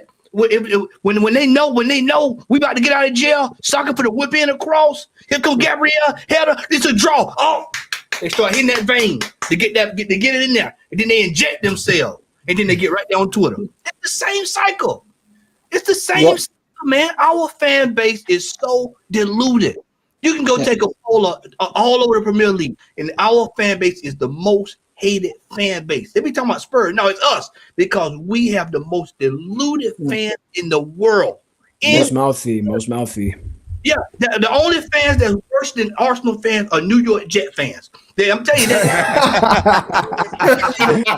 You know what? I like that. You know what's ironic about that, Matty? Matt, you know what's ironic about that? Because I would say the New York Jets is like the Spurs of the NFL. They are the Spurs. But no one hates Spurs. Spurs can be the most hated fan. Crazy. Yeah, it's crazy, bro. All of them being vaccinated, bro. All the Arsenal fans are getting all vaccinated and that, bro. They're all being vaccinated and that, bro. You know what I mean? Vaccination, bro. They're born like this. I'm telling But you. let me say this. But before we continue, I actually forgot to say this during my comments. Listen, guys, I know we're sitting here saying all these things, but listen, let's not gloss over the fact that Northside actually hit 13K today on this stream, guys. Hey! Oh yeah, 13K! Hey, my God! Hey, Bhavs, you came in on the right time. This whole channel has been built because I mean 2 videos about Bhavs. That's how this whole channel got. Bro, that is my point. Yeah, no, He's exactly. literally talking. He's talking about how you're bringing cloud, right? You Penny literally gang. hit 13K Penny gang. on the stream that he came on. This guy. Yeah. 5 things that we learned about Northside, 5 things we learned about Lee Goodafam. That's what the man will be saying. 5 things we learned about Northside, 5 things we learned about Lee Goodafam. They are toxic, they are negative, they are racially motivated. They don't get what We are rats, we are penny pinchers, yeah, and we're influencing toxic negativity around the whole club. That's what we are. Yeah, rats. Yeah, I used to remember when Lee Gunner used to have the rat on top of his screen every time he did a live. He had like the screen. Oh my, he rat still does it. Bro, yo, Lee Gunner is a joke, man. Yeah. And by the way, I'm gonna get a little clip of a tramp asking someone for like 25p or you got any change. That's what I'm gonna do now. Now, real talk, that's what we're gonna do now. Hey, you know, I gotta have a clip where he says, spare change. Can I have some more? More? I just wanted some more. I'm gonna get the Kanye West as well. You ain't got the answers, Sway. You ain't got the answers, man. You know what I'm saying? I'm gonna get that one as well. Every time Bhavs don't answer my question, you ain't got the answers. You just press the button like you ain't got the answers, man. But you know what? The thing about it though, TW touched on it, is that when you look at what we finished the last 2 years, if Arteta would have did that the first 2 years, nobody won't be saying anything. But the fact of the matter is, this fan base got it backwards. Oh, 5 years later, oh man, we're challenging. Bro, how we challenging when we pissed away 2 titles? We pissed them away. 2 flat titles. Matt, I promise you, Matt. The 1 year we had, let's probably stayed up all night. We pissed it away. Matt, I swear to God, yesterday, right? I was doing my show, Beyond the Pitch with Liam by and View, right? I literally said this on my show, right? Where I was like, at the end of the day, I had someone on the comments who was sitting there debating with me saying, oh, but you know, we were doing well in the league. I'm like, first of all, let's talk about that first season when you guys battled it. You had a 97% chance of winning the league. 97, the highest rate of any team to ever win the league. No one has ever had a 97% chance of winning the league and not win it. You understand what I'm saying, right? Your last games were Liverpool, West Ham, Southampton, Manchester City, and Everton. That was your last 5 games, right? All you needed to do was win three out of those 5 games, and you guys would have sealed the league title by the time you even played City. You bottled a two goal lead against Liverpool at Anfield, bottled the 2-goal lead against West Ham at the West Ham Stadium, right? Right? Bottled. Let's not forget the worst one. You drew at home to a relegated Southampton.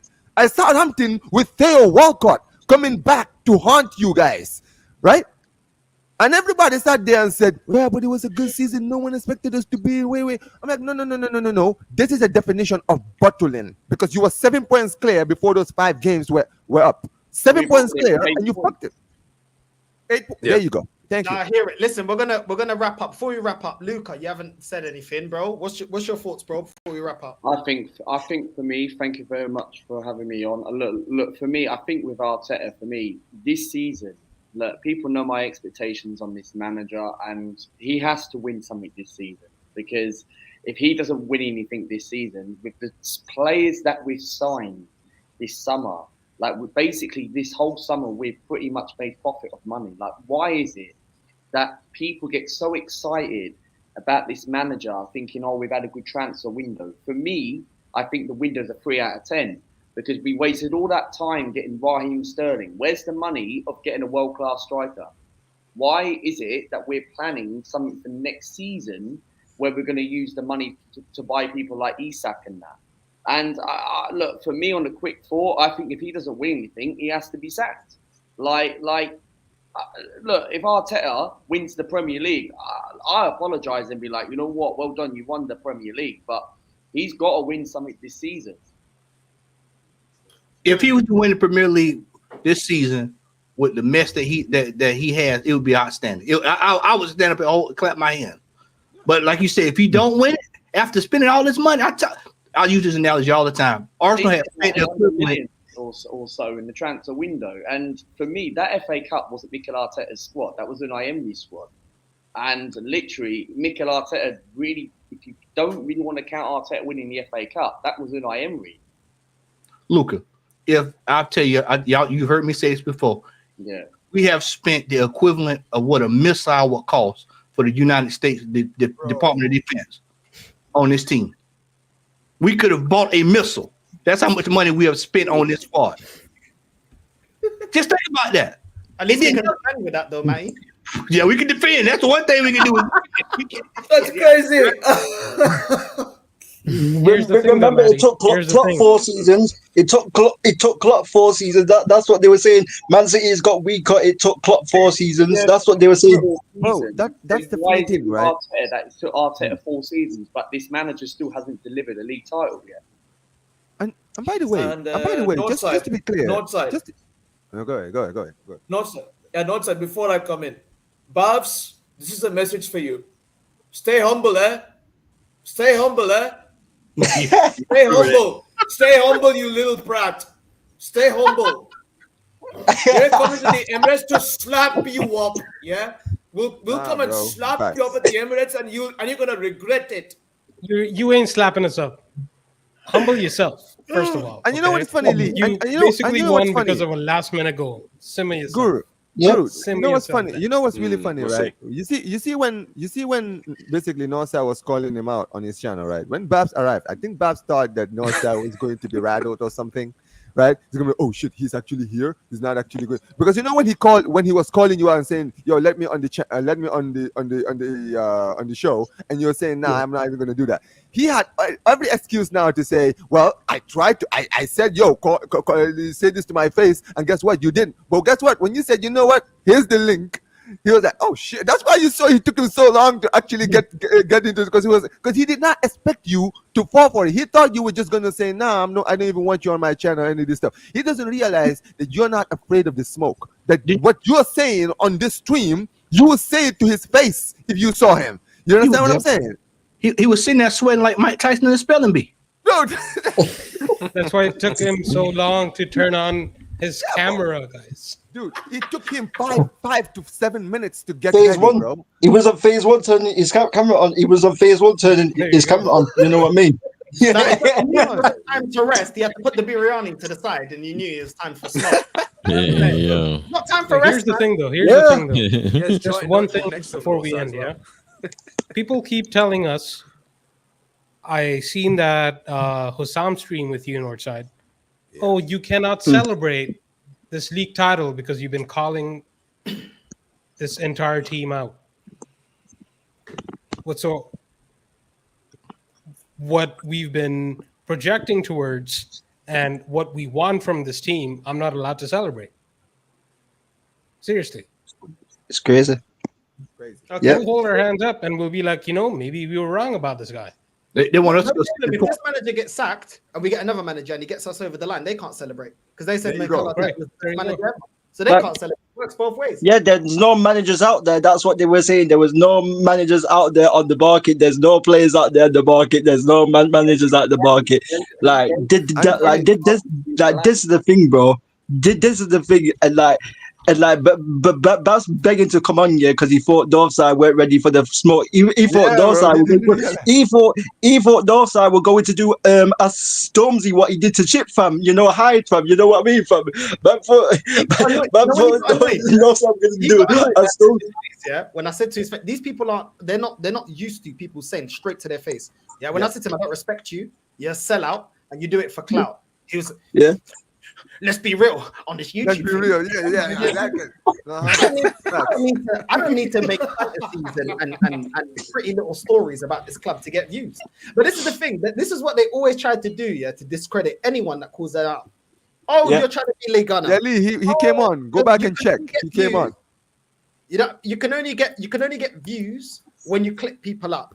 Oh, you can only get views because you're negative. You're gonna Negative, yeah. This is always this is how you're getting views.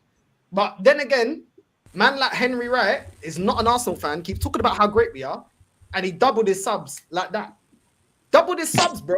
You know what I'm saying? I didn't double my subs because I grow slow because I keep it real. And I'm not gonna say what they want to hear, but it is what it is. Listen, big up to everyone that's locked in. Big up. Big up to all of you guys. Big up Corey. Big up Omar. Big love to you, Northside. Lex. Big love, bro. You know what I mean? Lex is just he loving the beef thing, man. You know what I mean? Yeah, man. The yard man, sure, you know what I'm saying? Listen. When I grow up, my father tell people straight to them face to face. Yo, you're not good. You're not good enough. Yeah, bro. Yeah. That's what I'm used to. You get me? Yeah. Straight up. We're not hide it. Anything you dep on, me dep on. Yeah. Anything. We don't care. As far as you want to go, let's go. Let's hold hands. We're going there. Me don't care, man. Me don't care. You know what I'm saying? Just off of straight ignorance. No other reason. Bro, man's like, I'm gonna clip you. Go on then. You're promoting my team. Go on then. Do it. Clip him. I say, I don't care. Yeah, I'm going like this. It's not community. That's the whole basis of the community, blood. Bro, man, when I went on Flawless here, this is the last thing I'm gonna say. Big up to Guru, big up to Mike. I said this. My approach is like, if we can't be friends, let's be enemies. You know what I'm saying? If you want to chat crap, cool. I don't want to be friends. You know what I'm saying? Because you man are chatting rubbish in real life.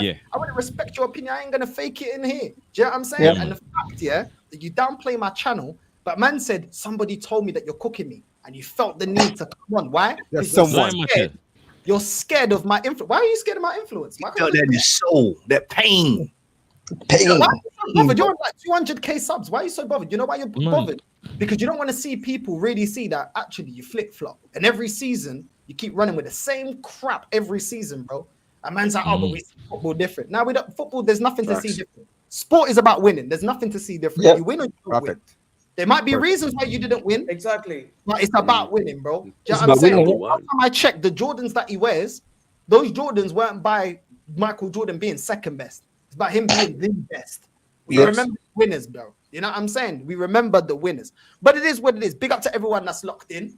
You know what I'm saying? Congrats on 13. Yeah, man. Congrats on 13K. Congratulations, Northside. Congratulations, man. Yeah, man. Big up for the special as well, bro. You know what I'm saying? Big up for the special as well, bro. I seen that yesterday, bro. Big up. Man. Listen, I enjoyed that special, man. What a show. We have to do a call-in show. It's going to definitely be the Penny Pinchers call-in show, man. You know, definitely. I'm going to get pennies next time. Trust. The monster. I'm going to get actual pennies next time. Yeah. 5 things that we learned about us on the panel, fam. 5 things that we learned about us on the panel. We're negative. We're toxic. We're negative. We are aggressive. We want to punch someone up in the car park and that, fam. That's what these men will be saying. Big up, man. Big up to everyone. Love for the 13K. And we're out, man. Love. You know what I mean?